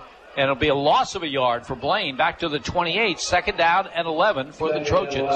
Again, they're definitely keying him as far as a running back is concerned. All eyes are on number 2 every time. So Berwick knows where they're going, which may be the reason why some of those passing routes are opening up. Slot to the left side. West under center. Back to throw. Fires a quick out to the far side. Incomplete. Riley Moore had a hand on it. Couldn't pull it down at the 35. Pretty good coverage by Josh Kishbaugh in the secondary for the Bulldogs. It was just a quick out. A nice timing play. Just like you said, just a little bit out of his reach. But again, there was good coverage there. And the quarterback threw it at the only place that the receiver had an opportunity to catch it, which was to the outside, away from the defender. So it is 3rd down and 11. North Pocono at their own 28-yard line. Second possession of this third quarter for the Trojans. We're being blanked by Berwick 14-0. Slot to the right side. West has the snap, rolls right to throw. Looking downfield, nothing there. Has to go out of bounds, and he's hit out of bounds, and that'll be a really bad penalty on Berwick. Yeah, I was watching that develop, and I was trying to say, don't hit him. Unfortunately, hit him about 1.5 yards out of bounds. And Dre Wilk just kept coming, and that's a bad penalty. West was conceding the fact that they were not getting the first down. He was going out of bounds and did so. But the mark-off will give the Trojans a first down out at their 48 or 49. We're waiting for the official to set it down. He's going the other way now. Come on, put it down. Let's go. 42-yard line. So he's just getting some exercise. Doing the math. Just getting some exercise. 1st and 10. North Pocono at their 42-yard line. 7:21 to go in the third. Berwick showing blitz. They pick it up. Screen to the left side. Berwick's all over the play. The reception for a loss back to the 36. Braylon Hawkins among the people in on the play. Boy, nice play by him. They let the rush come. Set up the screen to the left side. They'll have a completion for a loss of 3. Yeah, I think Berwick, obviously, when they're blitzing, they're very cognizant. I think they're schooling the linebackers to say, watch for Hawkins, see where he's going, and they read that very well. The pass was in the air, and Hawkins was all over him before he even caught the ball almost. 2nd and 13. Blaine is in a slot to the right for this play. Back to throw is West. Fires over the middle. Has Blaine for a very short gain out near the 44-yard line. And again, Braylon Hawkins into the play. Berwick tonight, Al, is tackling very, very well. They're tackling very well. They're getting to the ball. They have a little smaller lineup on that front defense there, but they're very, very quick to the ball tonight. 3rd down and 9. Trojans at their own 43-yard line. Clock running, 6:10 remaining in this third quarter. Wide receivers to either side, or running back to either side of West, who hands off to Blaine. Blaine tackled behind the line of scrimmage at the 43-yard line. Tristan English again. Well, he has really gotten it going from his middle linebacker position tonight. Came in as the second leading tackler on the team for the season. They mark at the 44, so give Blaine a yard. But it's 4th and 8, and the punt team on. Yeah, they've been able to seal the defensive ends there, but the linebackers have been able to come up and clean up. Brady Mapes, another bad snap, but coming up with it is Mapes, and he gets the kick away and gets a good roll. It'll roll dead around the Berwick 18-yard line. So that's where the Bulldogs will put it in play with 5:20 remaining in the third quarter, and Berwick continuing to lead by a score of 14-0. We mentioned before the game that Berwick needed to get their offense in gear after suffering shutouts in 2 of the first 3 games. Well, that offense has not been in gear. They scored after taking over at the 2-yard line on the opening kick, and then the 3-yard line on a bad snap. Other than that, they've got nothing on the board, but that board shows a 14-0 lead as they have a 1st and 10 at their own 18. Yeah, they're trying to establish that running game, and they actually have over 40 yards this second half already. Tyler Winter gets his first carry, and good effort by him off the left side over the 25 to the 26-yard line. Tyler Winter, that's his 24th carry of the season. Most of the time it's in mop-up time, but not here. And he picks up 8 yards to the 26. It was a good play. We saw that earlier with Sheptalk, where they sealed down on the end. And with the corner being on the outside, they seal the linebacker, and they have that natural seam right there. 2nd down and 2. Berwick at their 26. And North Pocono's going to give them the first down, I believe, as they jumped across. The Bulldogs will get the first down the easy way, and they'll move the sticks. You know, Berwick obviously will advance if they win 14-0, but just psychologically, the way this offense has been struggling, I think they need to get in the end zone a time or two. Yeah, it'd be nice to see them get a nice, long, sustained drive here, consistently getting some positive yardage. So it is 1st and 10, Berwick at their own 31-yard line. As they will send Billy Hansen wide right. Dre Wilk is in the slot to the right. Lonzinski out of the gun. Gives the ball off the left side to carry out to about the 33-yard line by Bo Sheptalk. Picks up a couple. 2nd down coming for the Bulldogs.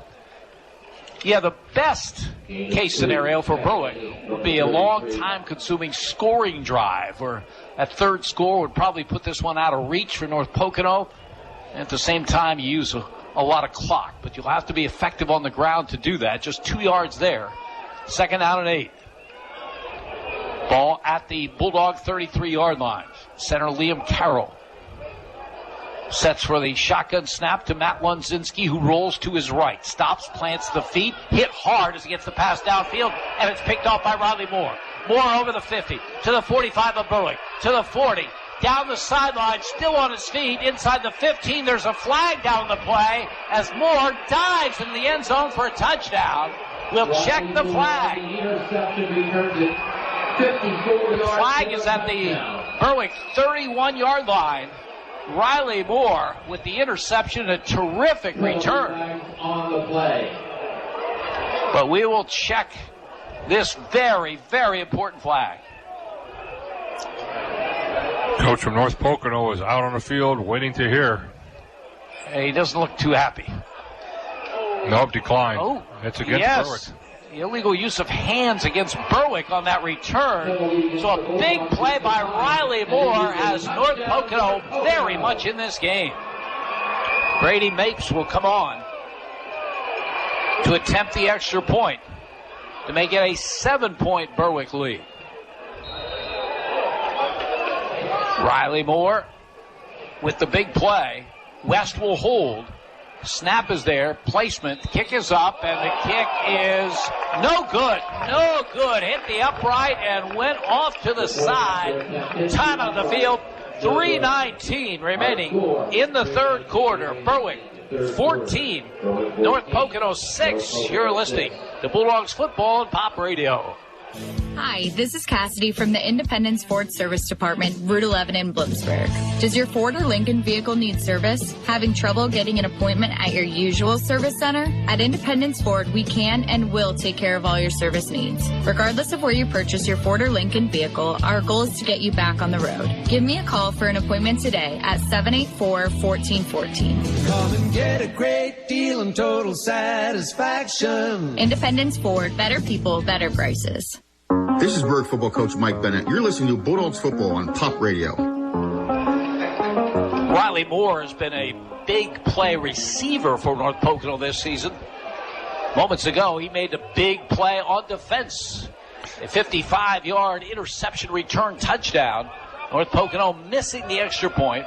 14-6 is the Berwick lead now. 3:19 to go in the third. Yeah, they haven't been able to get the ball in the end zone offensively, so defensively, they're able to be successful at that pick six. Berwick has to get their offense rolling to get this thing back in gear. Sam Magnotta will kick off. Remember, they opened this half with an onside kick, and they recovered. So Berwick's up, people. Had better be alert as Magnotta checks. Kick, another low line drive kick headed toward the sideline. It's loose, and I believe it went out of bounds on the far side. Well, those are dangerous kicks. They're so low and kick so hard that they're difficult to pick up. Berwick fortunate perhaps that it went out of bounds, and the Bulldogs will have it. Yeah, Berwick player, and it looked like it was, I can't get a number on that. Not sure what it was. It says 84 or 24, sorry. Ethan Packer actually tried to field it, and it was spinning and swirling around down there. Luckily, like I said, he ended up pushing it out of bounds right at the end, right before the North Pocono players got down there to recover it. The ball at the Berwick 32-yard line. That's where the Bulldogs will put it in play with 3:19 to go in the third, and their lead down to 14-6. Slot to the left side. Dre Wilk is in the slot. Lonzinski out of the gun. Low snap. Hands it off to Sheptok off the right side. Bo Sheptok with a good first down carry to the 37, perhaps the 38-yard line. Well, they pulled the right guard, Matt Gordner, and he kind of did a little bit of a student body to the right and said, we're going to go right at you. And Sheptok had some power running there with some lead blockers. They mark it at the 38, pickup of 6, second down and 4 coming for the Bulldogs. Wilk wide left. There's a slot to the right.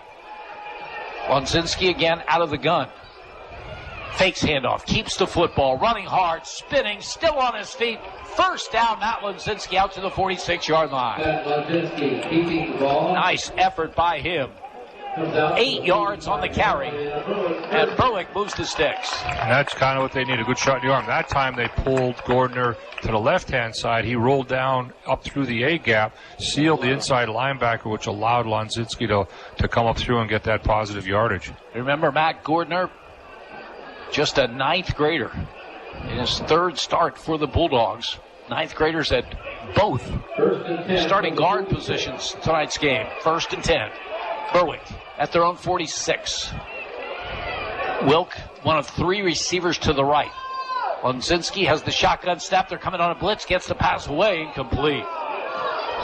Just barely got that pass away. Ty LaFave coming on a blitz. Lonzinski did a nice job to get it away for the incompletion. Yeah, they went into a 4-4 there, Jim, and that allowed that blitzing linebacker come up from the inside. Lonzinski was almost like a hot read on the pass over to the outside here. Had he completed that, he only had the safety to beat up the middle. Second down and 10. Bulldogs at their own 46-yard line. Spencer Kishball wide to the right side. Ethan Lear wide to the left. Lonzinski, second down call. Fakes handoff, keeps the football himself. He is buried right about the line of scrimmage. There is a flag on the play. Some pushing and shoving afterwards. Lonzinski lost his helmet, so he'll have to come out for at least a play. Well, they pulled it off. Yeah. Well, it looks like it might have been an offsides on North Pocono. Well, pulling the helmet off should be a personal foul. Yeah. And that scrum there, his helmet got pulled off. Nope, they're calling against Berwick. Illegal procedure, and they're sending Lonzinski off. So none of that went the Bulldogs' way. They're declining. They're going to decline the penalty. So that will bring up a 3rd down and 10.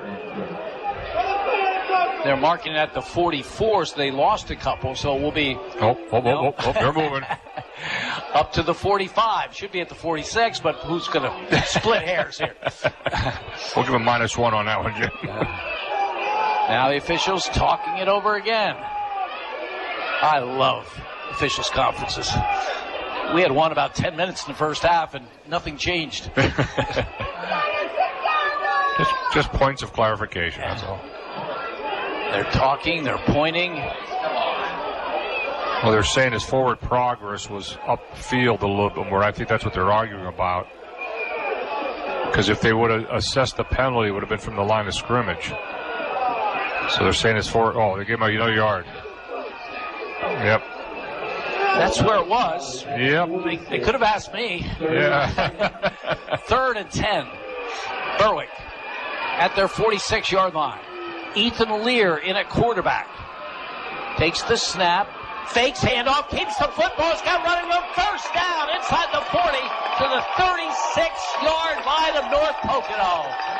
And a flag afterwards. Ethan Lear in the game because of the helmet loss temporarily of Matt Lonzinski, and he runs to the 36-yard line. Things really opened up for him. Yeah, it was a great fake. Everybody went with the fake to Shep talk, and then the A-gap just opened up like the Red Sea. The linebackers were coming on a blitz, and it was a natural hole. He just took off. Here we go. Now, they moved the sticks already, so it's personal foul, Berwick. Wow. Personal foul against the Bulldogs.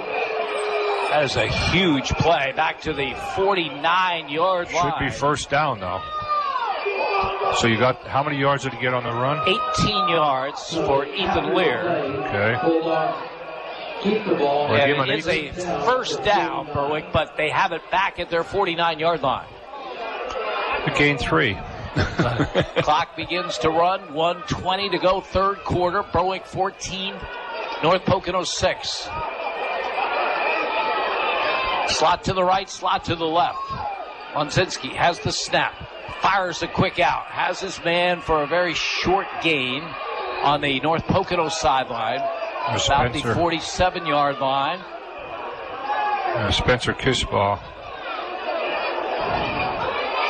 Get a little chippy here, at least in the minds of the officials, as Kissbaugh with the reception. Very, very slow to mark the football, so I'll hold on that. As they are going to put it at the 48, so this pickup of 3, 2nd down and 7. And again, North Pocono is running that cover 4, so it's like an umbrella, which allows Berwick to get those quick shots to the outside like that. I'm waiting for them to send somebody down the seam on this.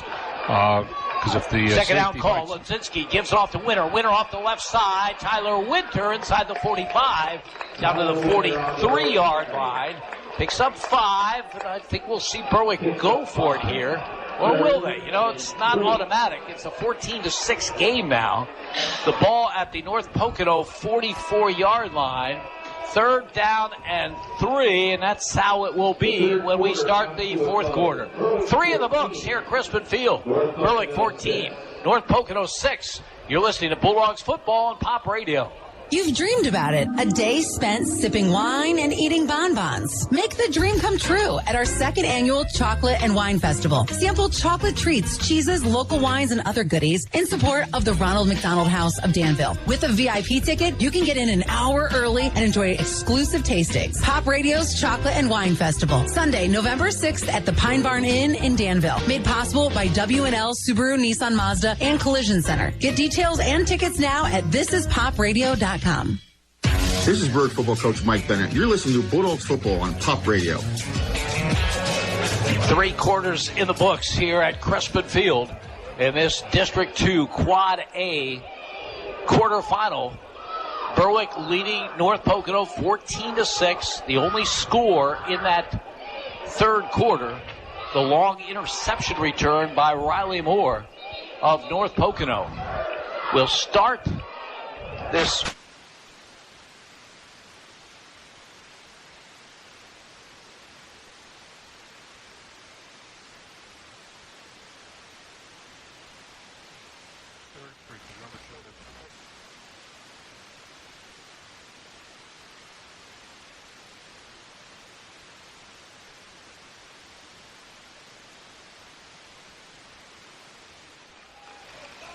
receivers to the right. North Pocono showing blitz. They're coming hard. Lunzinski tries to beat it by running outside. Gets the first down as he extends to the 40-yard line. Nice effort by Matt Lunzinski. Yeah, he basically outran the 2 defenders going to the right side. He outran LaFleur.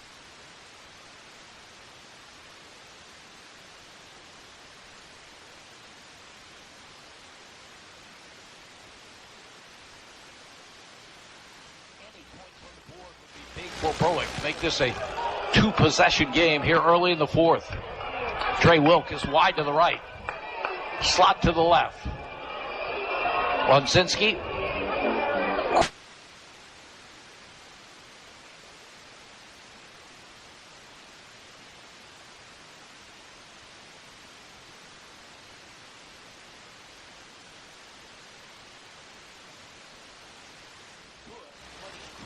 Only a yard to the 39. Second.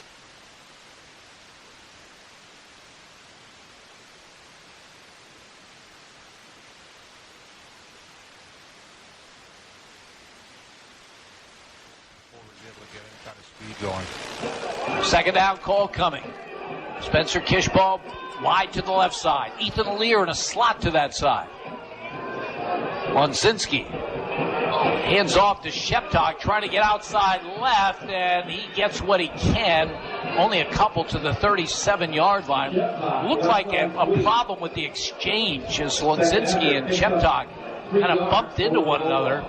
Started the play off slowly. Bo Sheptock got what he could, but it was just 2 to the 37-yard line.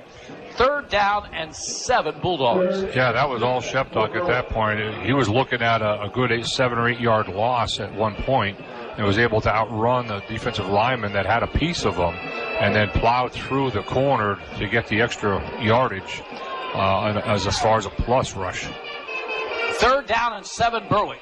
Lunzinski has the snap and he rolls right and he fires on the run. He has Kishball at the 35, 30-yard line, down the sideline, 15, 10, 5, and in for a touchdown. Spencer Kishball goes the distance, 37 yards. We talked about that big play potential, and there it was. I think Zach Benzie had a shot at him on the sideline, and he thought he pushed Kishball out of bounds, and he didn't. Kishball kept his balance, kept it inside, and just took it right down the sidelines for the last 25 yards. Well, that's the third or fourth time this season we've seen Spencer Kishball take a short pass and make something big out of it.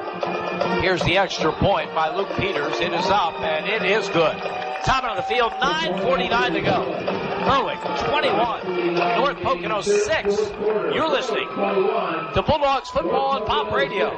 Give your child the opportunity to build strong relationships with peers and teachers in a fun, nurturing environment with the Danville Head Start program. Head Start is a free program for children 3 to 4 years old. Bus transportation is provided along with free nutritious breakfast and lunch. As part of the Danville School District, Danville Head Start provides individualized learning in a warm, supportive classroom. Enrollments are now being accepted for this Monday through Friday high-quality preschool program. For more information, visit DanvilleHeadStart.com.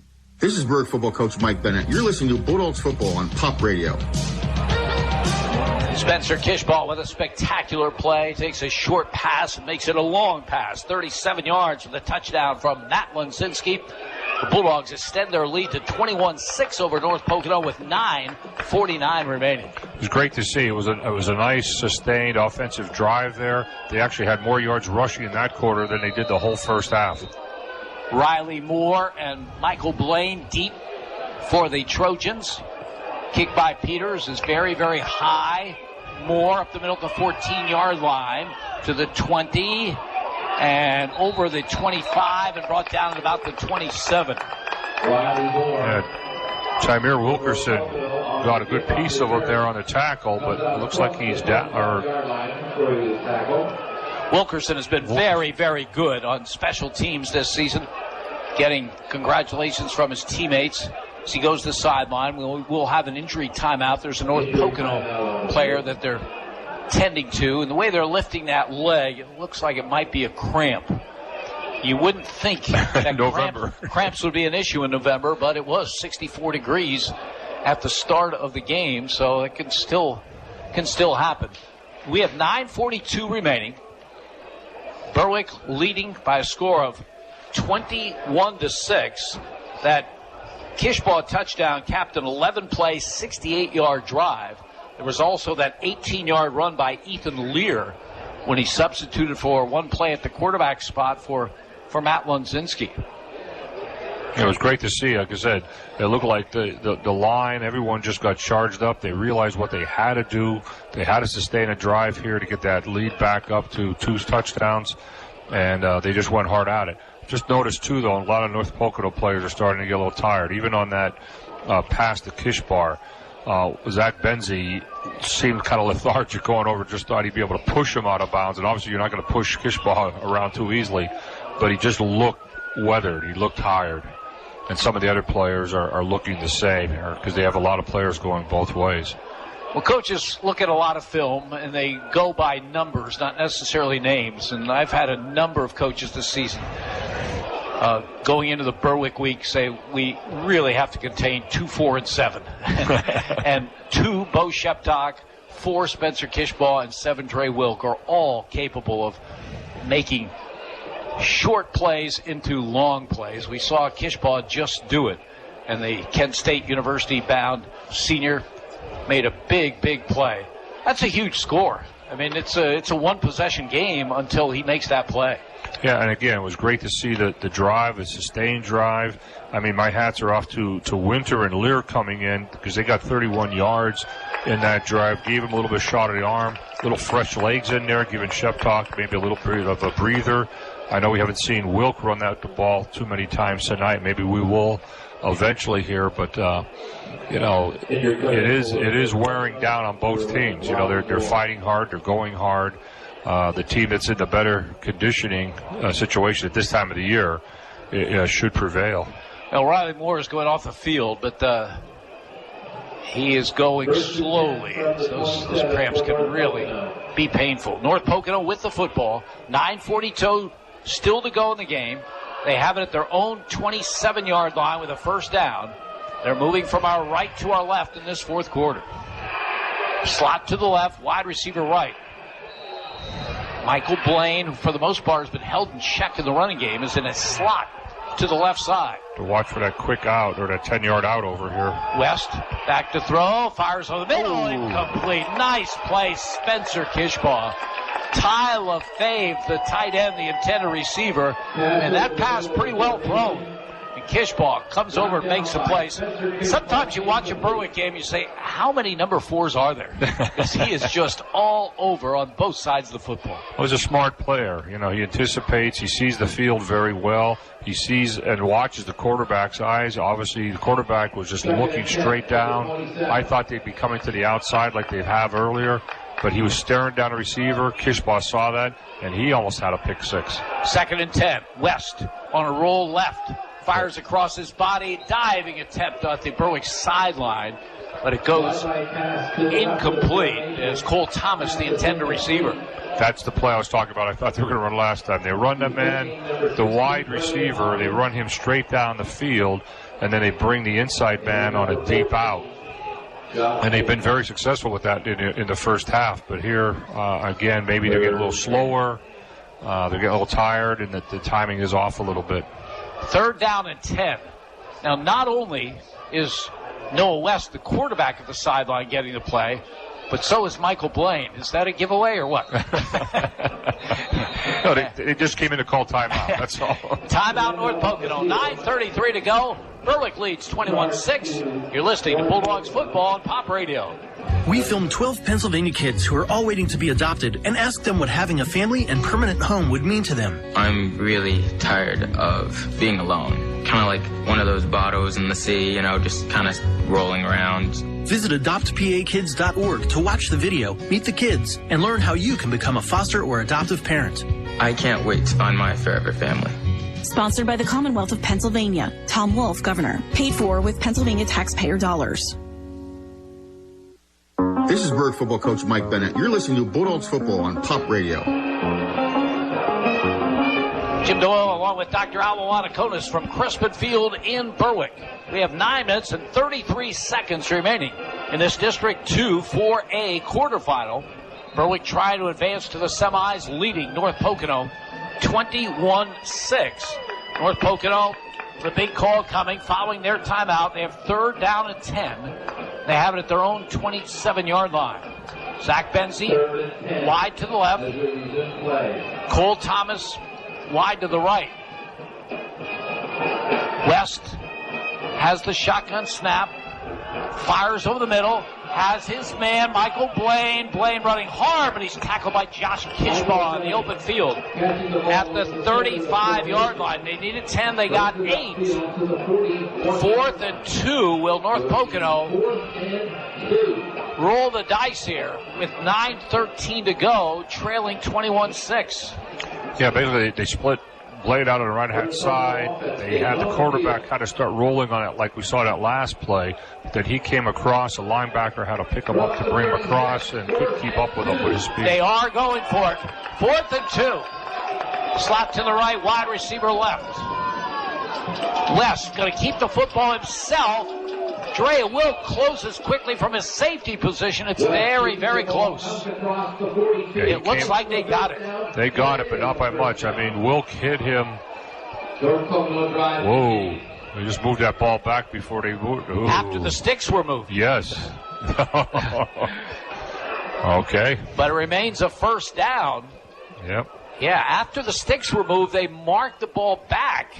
I'm not sure they had it. I don't think they did. Blaine in a slot to the right side. West has the snap. Rolls right. Fires ball. Tipped and incomplete. Tristan English got his hands on the football. Who else tonight? Boy, he has just been absolutely outstanding for that middle linebacker spot. He is all over the field. And another half step again. That would have been another interception. But great defensive play. 2nd down and 10. North Pocono at their 37-yard line.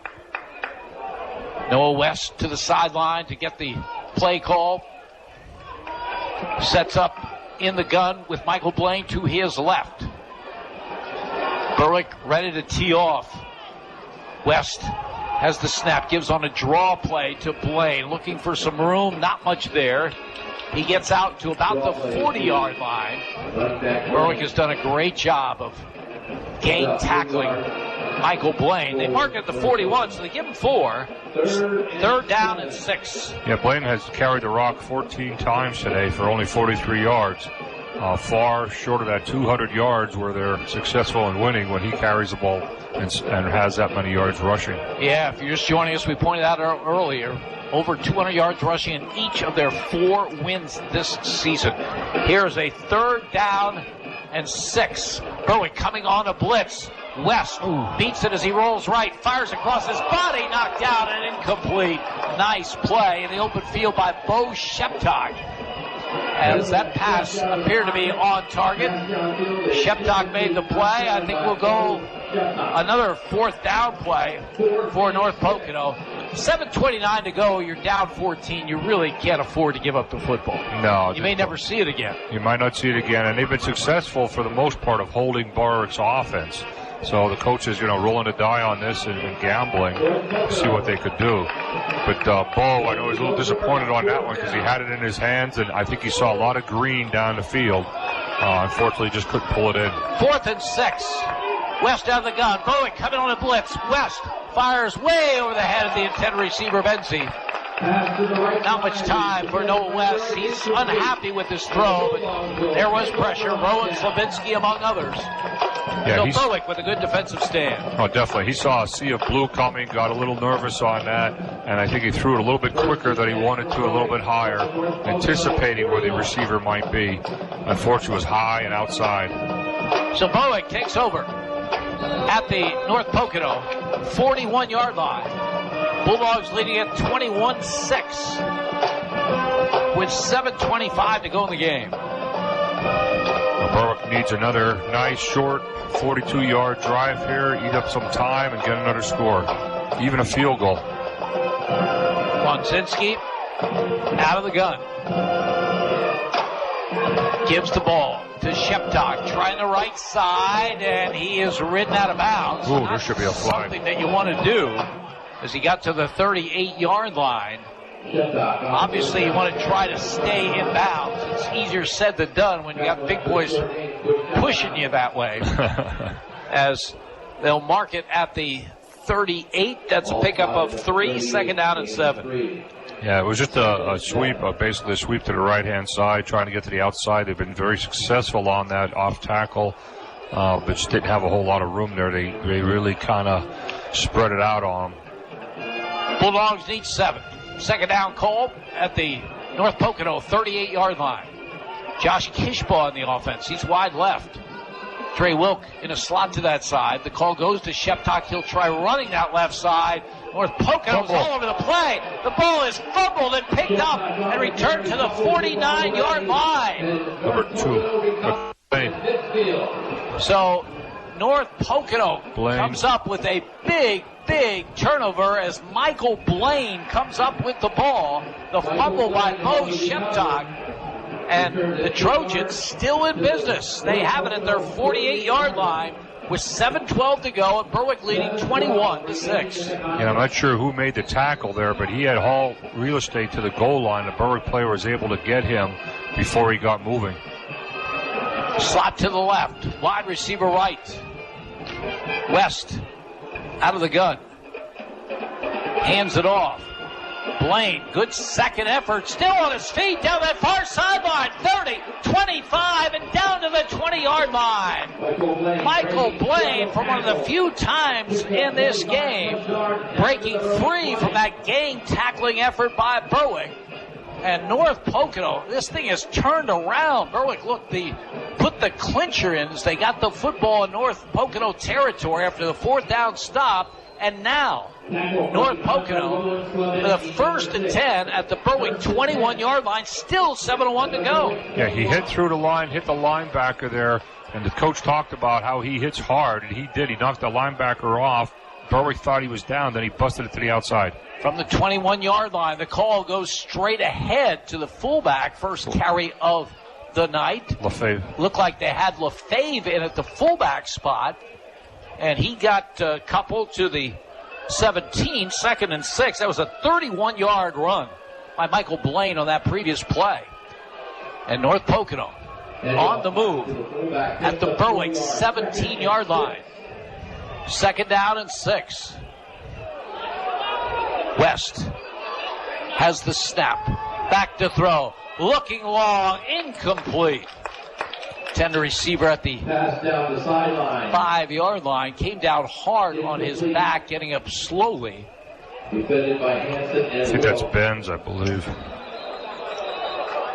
So Zach Benzie will go to the sidelines. We'll have an officials timeout with the injury, or do we have a call timeout by a team? Because the teams are taking the timeout. The officials have not indicated. No, they're telling them to come back on. Yeah, there shouldn't be any timeout. It's an injury. He goes off the field, and we resume. Yeah. So this is going to bring up a 3rd down and 6. North Pocono at the Berwick 17. Yeah, Noah West has been unsuccessful in his last 4 attempts and way off the mark, not as sharp as he was earlier. Michael Blaine lines up to his right. West out of the gun. 3rd down call coming. He has the snap, and he's back to throw, and he fires over the middle, and he's got a man for the touchdown. Over the middle, and touchdown pass. Riley Moore, who was shaken up earlier, is back in there now, and he gets it for a 17-yard score.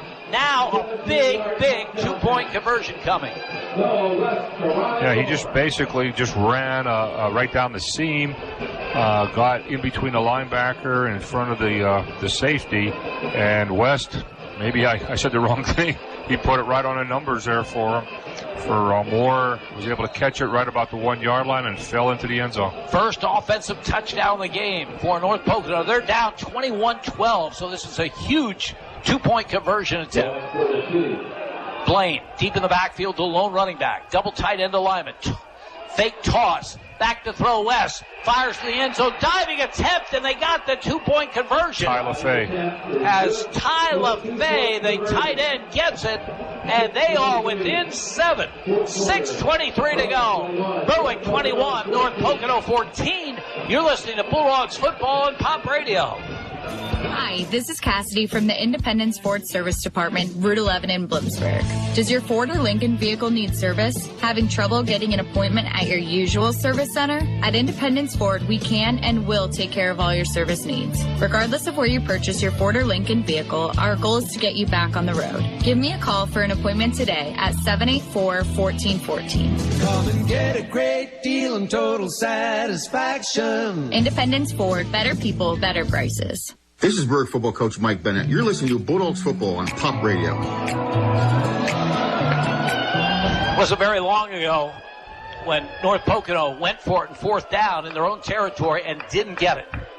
That appeared to seal it for Berwick with that 21-6 lead. But a Berwick fumble recovered by North Pocono at the 48. And then just 4 plays later, they're in the end zone on a 17-yard touchdown pass from quarterback Noah West to Riley Moore, and then West to LaFave, the tight end, for the 2-point conversion. 21-14 Berwick, still 6:23 to go in the game, and these kickoffs have been tricky. Berwick lost one and almost lost the other. This time it goes in the air, but a flag down. Offside. They jumped offside. So North Pocono will have to kick it again. So some huge turnovers in this game. None bigger than the one Berwick just had. Yeah, it was unfortunate for Berwick there because they seemed to have everything rolling in a positive direction offensively after that last long drive. So North Pocono will try it again. Again, Sam Magnotta, a sophomore, has been doing the kicking. He's been kicking low line drives.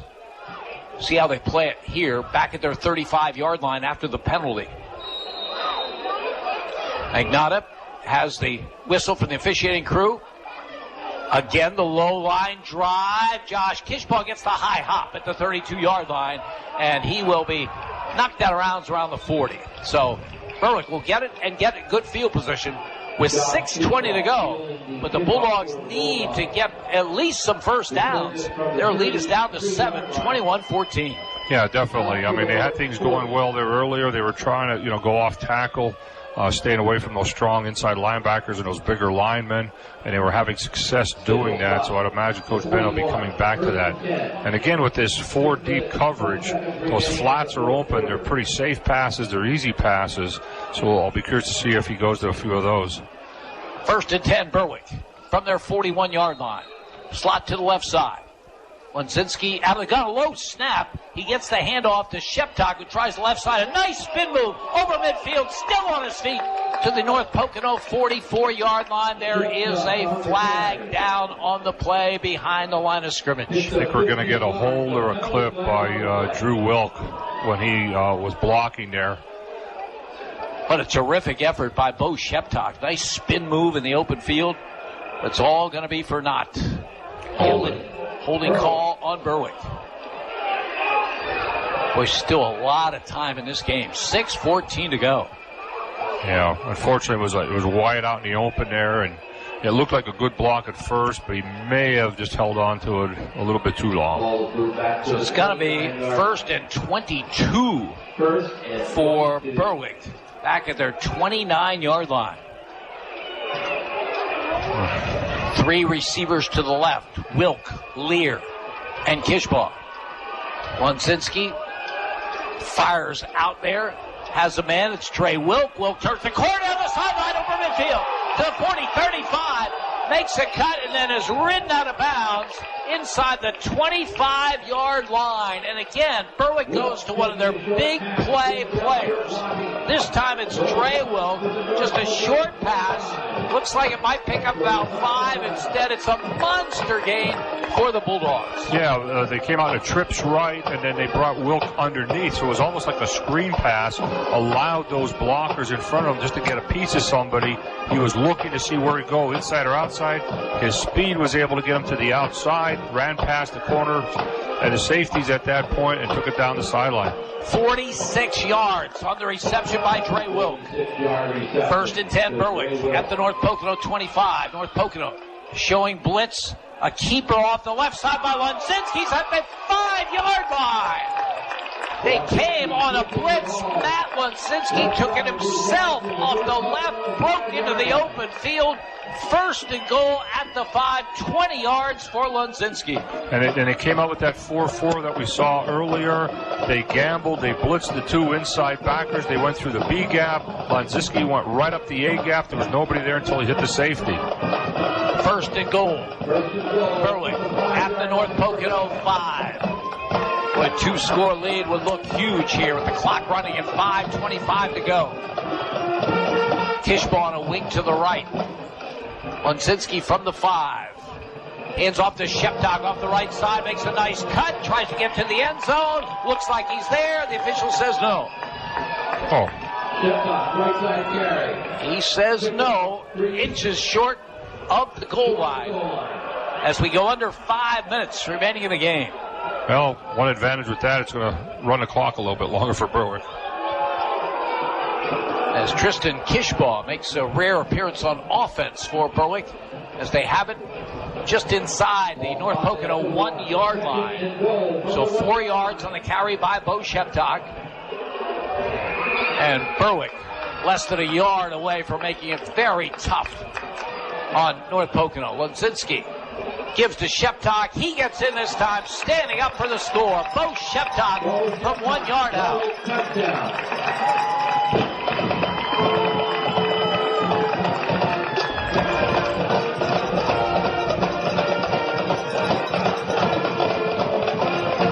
I'll need you to say something. I got to write stuff down. Okay.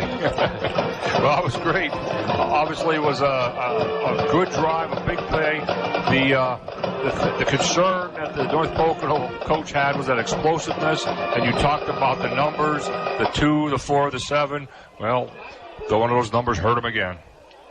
Berwick lining up for the extra point, getting a man on late. Luke Peters has been 3 for 3 so far in this one. Trey Wilk will hold. Snap by Lear is good. The kick is up, and the kick is good. Time on the field, 4:29 remaining. Berwick, 28. North Pocono, 14. You're listening to Bulldogs Football on Pop Radio. Who's ready for some chocolate and wine at Pop Radio's Chocolate and Wine Festival on November 6th at the Pine Barn Inn in Danville? You might want to consider the Wise Markets VIP experience. It includes early admission, so you can have your pick of the yummy chocolates and wine. Your own private room to chill. Wise Market snacks and wine tastings with Laura Good. The Wise Markets VIP experience. Tickets available now at thisispopradio.com. This is Berwick football coach Mike Bennett. You're listening to Bulldogs football on Pop Radio. What a huge drive by Berwick. Answering a score by North Pocono that got it down to 7 with a score of their own. 5 plays, 59 yards. 2 huge plays, one by Dre Wilk, one by Matt Lenzinski. And now Peters' kick. He fielded on the run by Moore at the 18-yard line. Good effort by him. It's Kevin Wickenheiser, number 5. Makes a good return out to about the 36-yard line. 4:24 to go. Berwick now leading by a score of 28-14. Luke Peters, the kicker, got in on that one, make the stop on the sideline. Team was congratulating him there because you don't see kickers making stops upfield like that too often. Boy, what huge plays on that drive. The quick out to Dre Wilk, who goes 46 yards with it. A 20-yard run by Matt Lenzinski, beating a run blitz by North Pocono. And the Bulldogs with that 2-score lead. It's the Trojans, 1st and 10 at their own 36-yard line. Back to throws West, fires over the middle, has the tight end LaFay, but he will get very little to the 40-yard line. Big tight end helped to his feet as Spencer Kishbaugh hit on the play. They marked it the 41, so give him 5. Yeah, it was just a quick, basically we used to call it a button hook, come up in the middle and just stop and turn right over in front of the linebackers. They hit them for, positive yardage. Under 4 to go. Slot to the right. Wide receiver left. West gives the ball to Blaine off the right side. Blaine to 45 to midfield. Michael Blaine. Berwick has done a good job, maybe a great job of defending him tonight. He's still going to get his numbers. He gets 9 there for a first down. Yeah, Billy Hansen made a good open field tackle on him, got him around the knees and closed the legs, but still, he's up to 83 yards now, so he's chipping away at it. But he won't get that 200 mark. We hope not. It's been the magic number for North Pocono's success this season as West fakes handoff, keeps the football, gets outside right.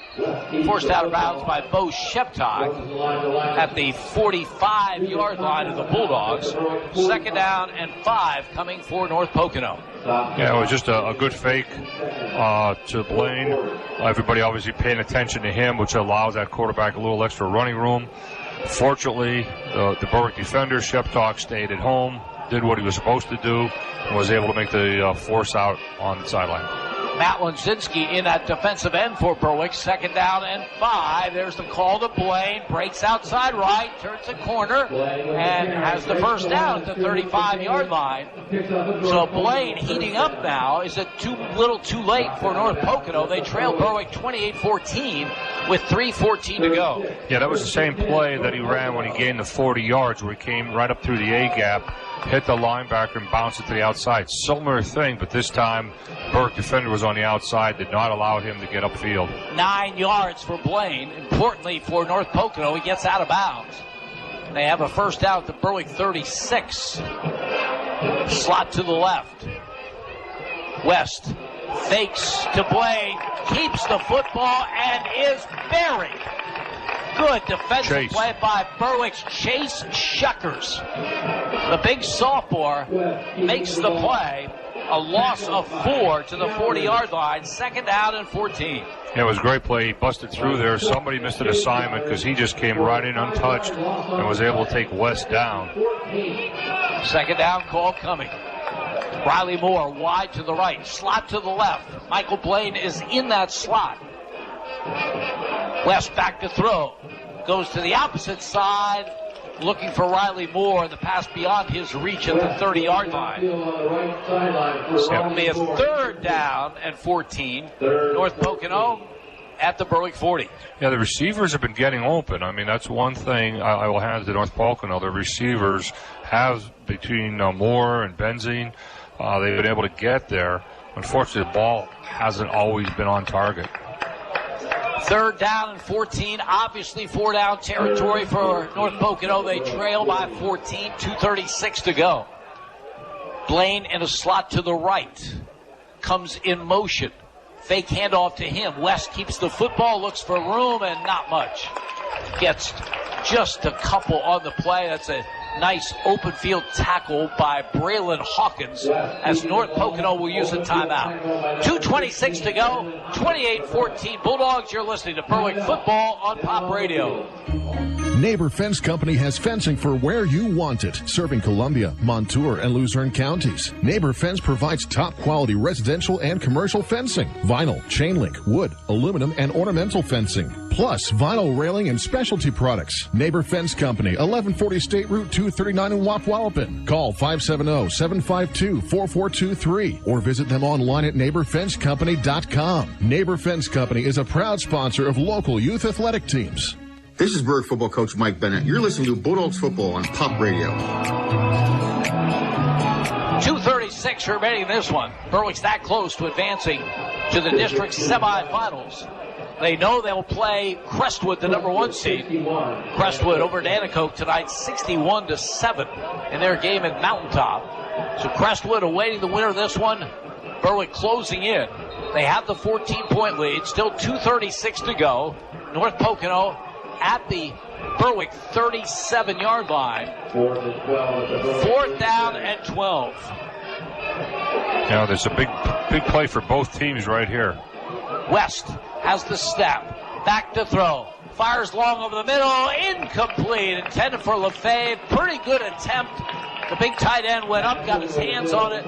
Nice play in the secondary by Bo Sheptok to knock it away. And now Berwick, with a first down, can pretty much put this one away. North Pocono does have 2 timeouts remaining. Yeah, it was a good play on that. Obviously, Berwick's secondary was staying behind all the receivers. They were even actually allowing them to catch that ball in front of them. They weren't going to allow the big play to get around them. But again, the ball sailed. Noah West pass just sailed above the head of LaFay, and again, almost intercepted again by the Bird defender. Bulldogs first down at their own 38-yard line. 2:21 remaining. Just keep this positive yardage, keep it on the ground. I formation, Olszynski under center, and Berwick jumps offside. Rowan Slabinski makes the error, and it'll bring it back to the 33-yard line. It'll be 1st and 15 for the Bulldogs. Yeah. A little more running room, Jim. Yeah. First down and long, call coming. Again, North Pocono will probably use those 2 timeouts. Olszynski to Sheptok. Hit hard as he gets to about the 36-yard line. Picks up just 3 on the play.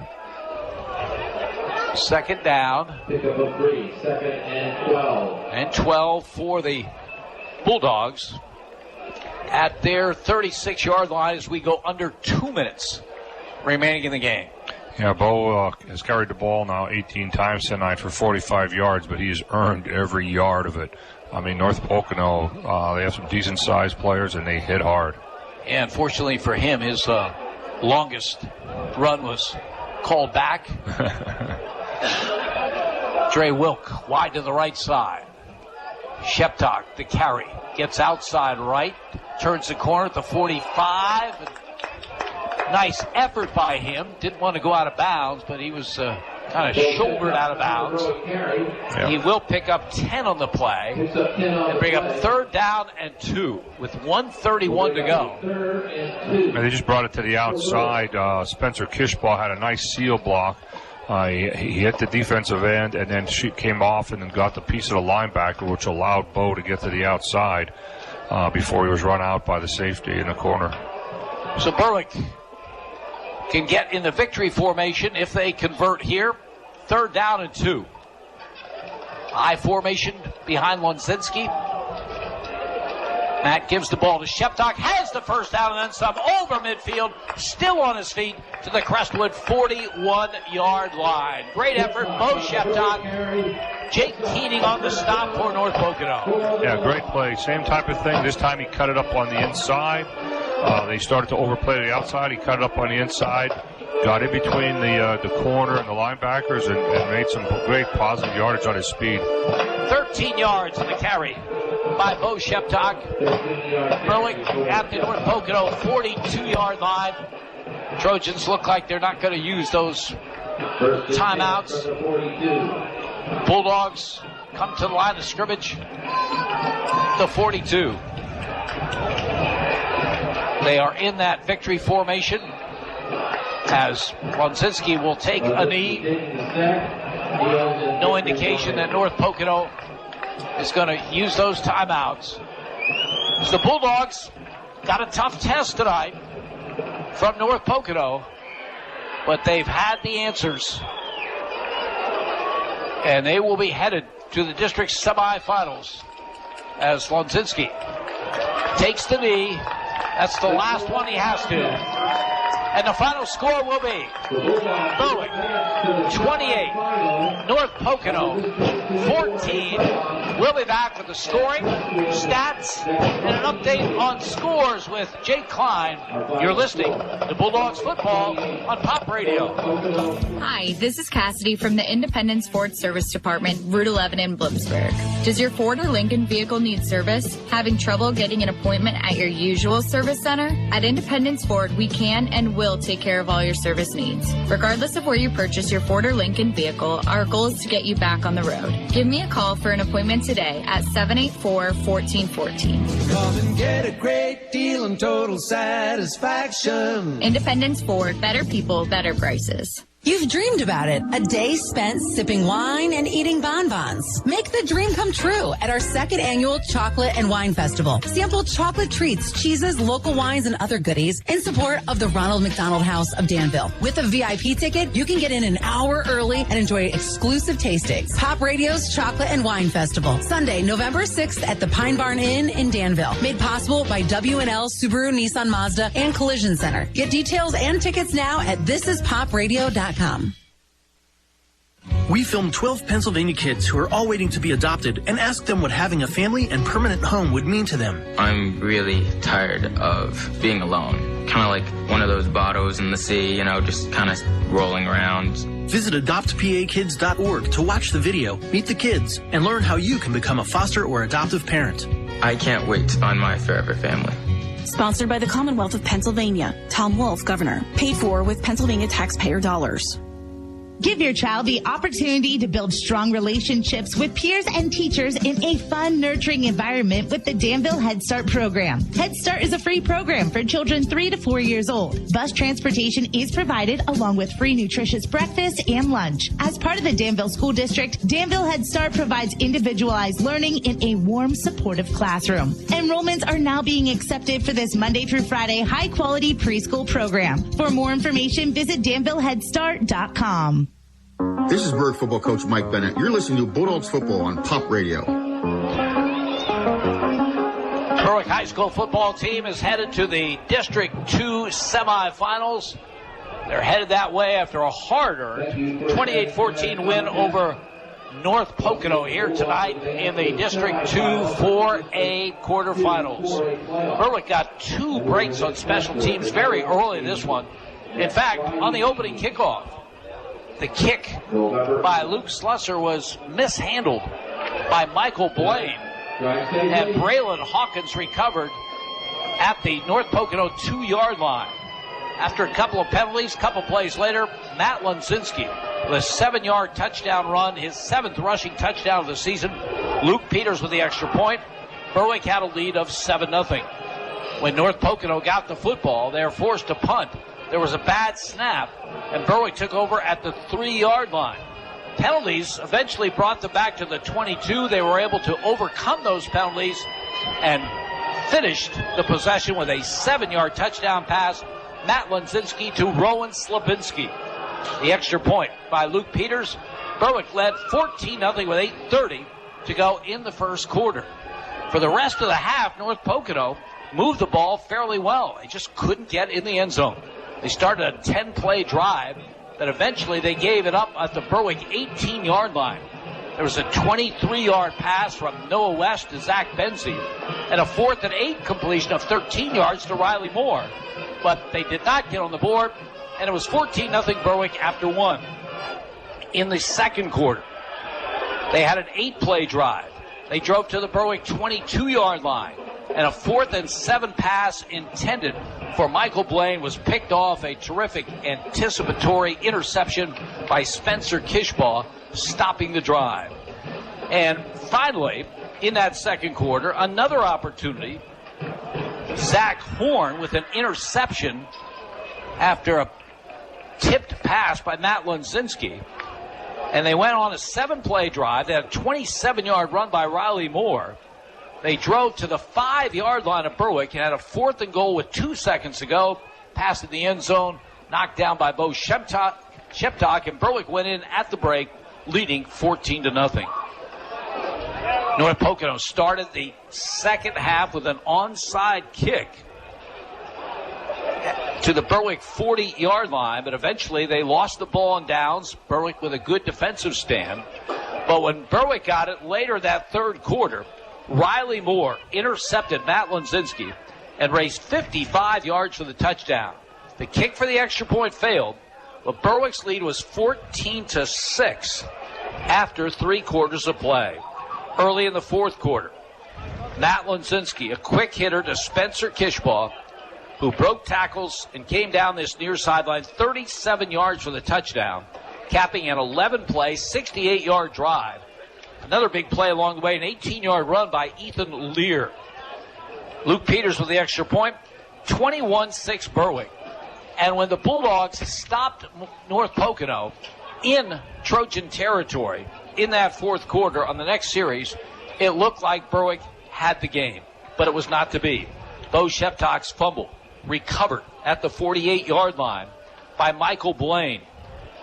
North Pocono went on a scoring drive, capped on a 17-yard touchdown pass to Riley Moore from quarterback Noah West. West then threw to his tight end, Ty LaFave, for an important 2-point conversion. And Berwick's lead was just 7, 21-14 with 6:23 to go. Bulldogs needed a drive. They got just that. 5 plays, 59 yards, 2 huge plays. A quick out to Dre Wilk, who raced down this near sideline, reminiscent of Spencer Kishbaugh's run. This one 46 yards. And then a 20-yard run by Matt Lunzinski, setting up a 1-yard touchdown run by Bo Sheptock with 4:29 to go. Luke Peters with the extra point. That would be all the scoring in this one. Berwick wins it by a score of 28-14. Before we go to the stats, let's go to the scoreboard. Return to the studios of Pop Radio and Jay Klein. Well, we got several final scores to bring your way in a District 2 4A quarterfinals. It's Crestwood over Nanticoke 61-7. Valley View over Honesdale 54-7, and Dallas over Wyoming area 49-28. In 6A sub-regional quarterfinals, it was Freedom over Hazleton area 38-0. Emmaus 42, Wilkes-Barre area, and it's a 14. And your District 4 Class AA quarterfinal, Hughesville over Bloomsburg 12-3. It was Southern Columbia over Line Mountain 69-0. Mount Carmel 60, North Penn Mansfield 20. That's still in the fourth quarter, but that's where they're at this point. Now for us, District 4 4A semifinals, Jersey Foreshore over Shamokin 63-12, and Seals Grove 30, Milton nothing for a final score. For Pop Radio Sports, I'm Jake Klein. Thank you very much, Jake. Right here it is Berwick over North Pocono, 28-14. Stats in tonight's game, Al Wanaconis. Okay, thank you, Jim. Yeah, it was a tale of two halves as far as the Berwick's offense was concerned. Before we get into that, we'll go over North Pocono's information.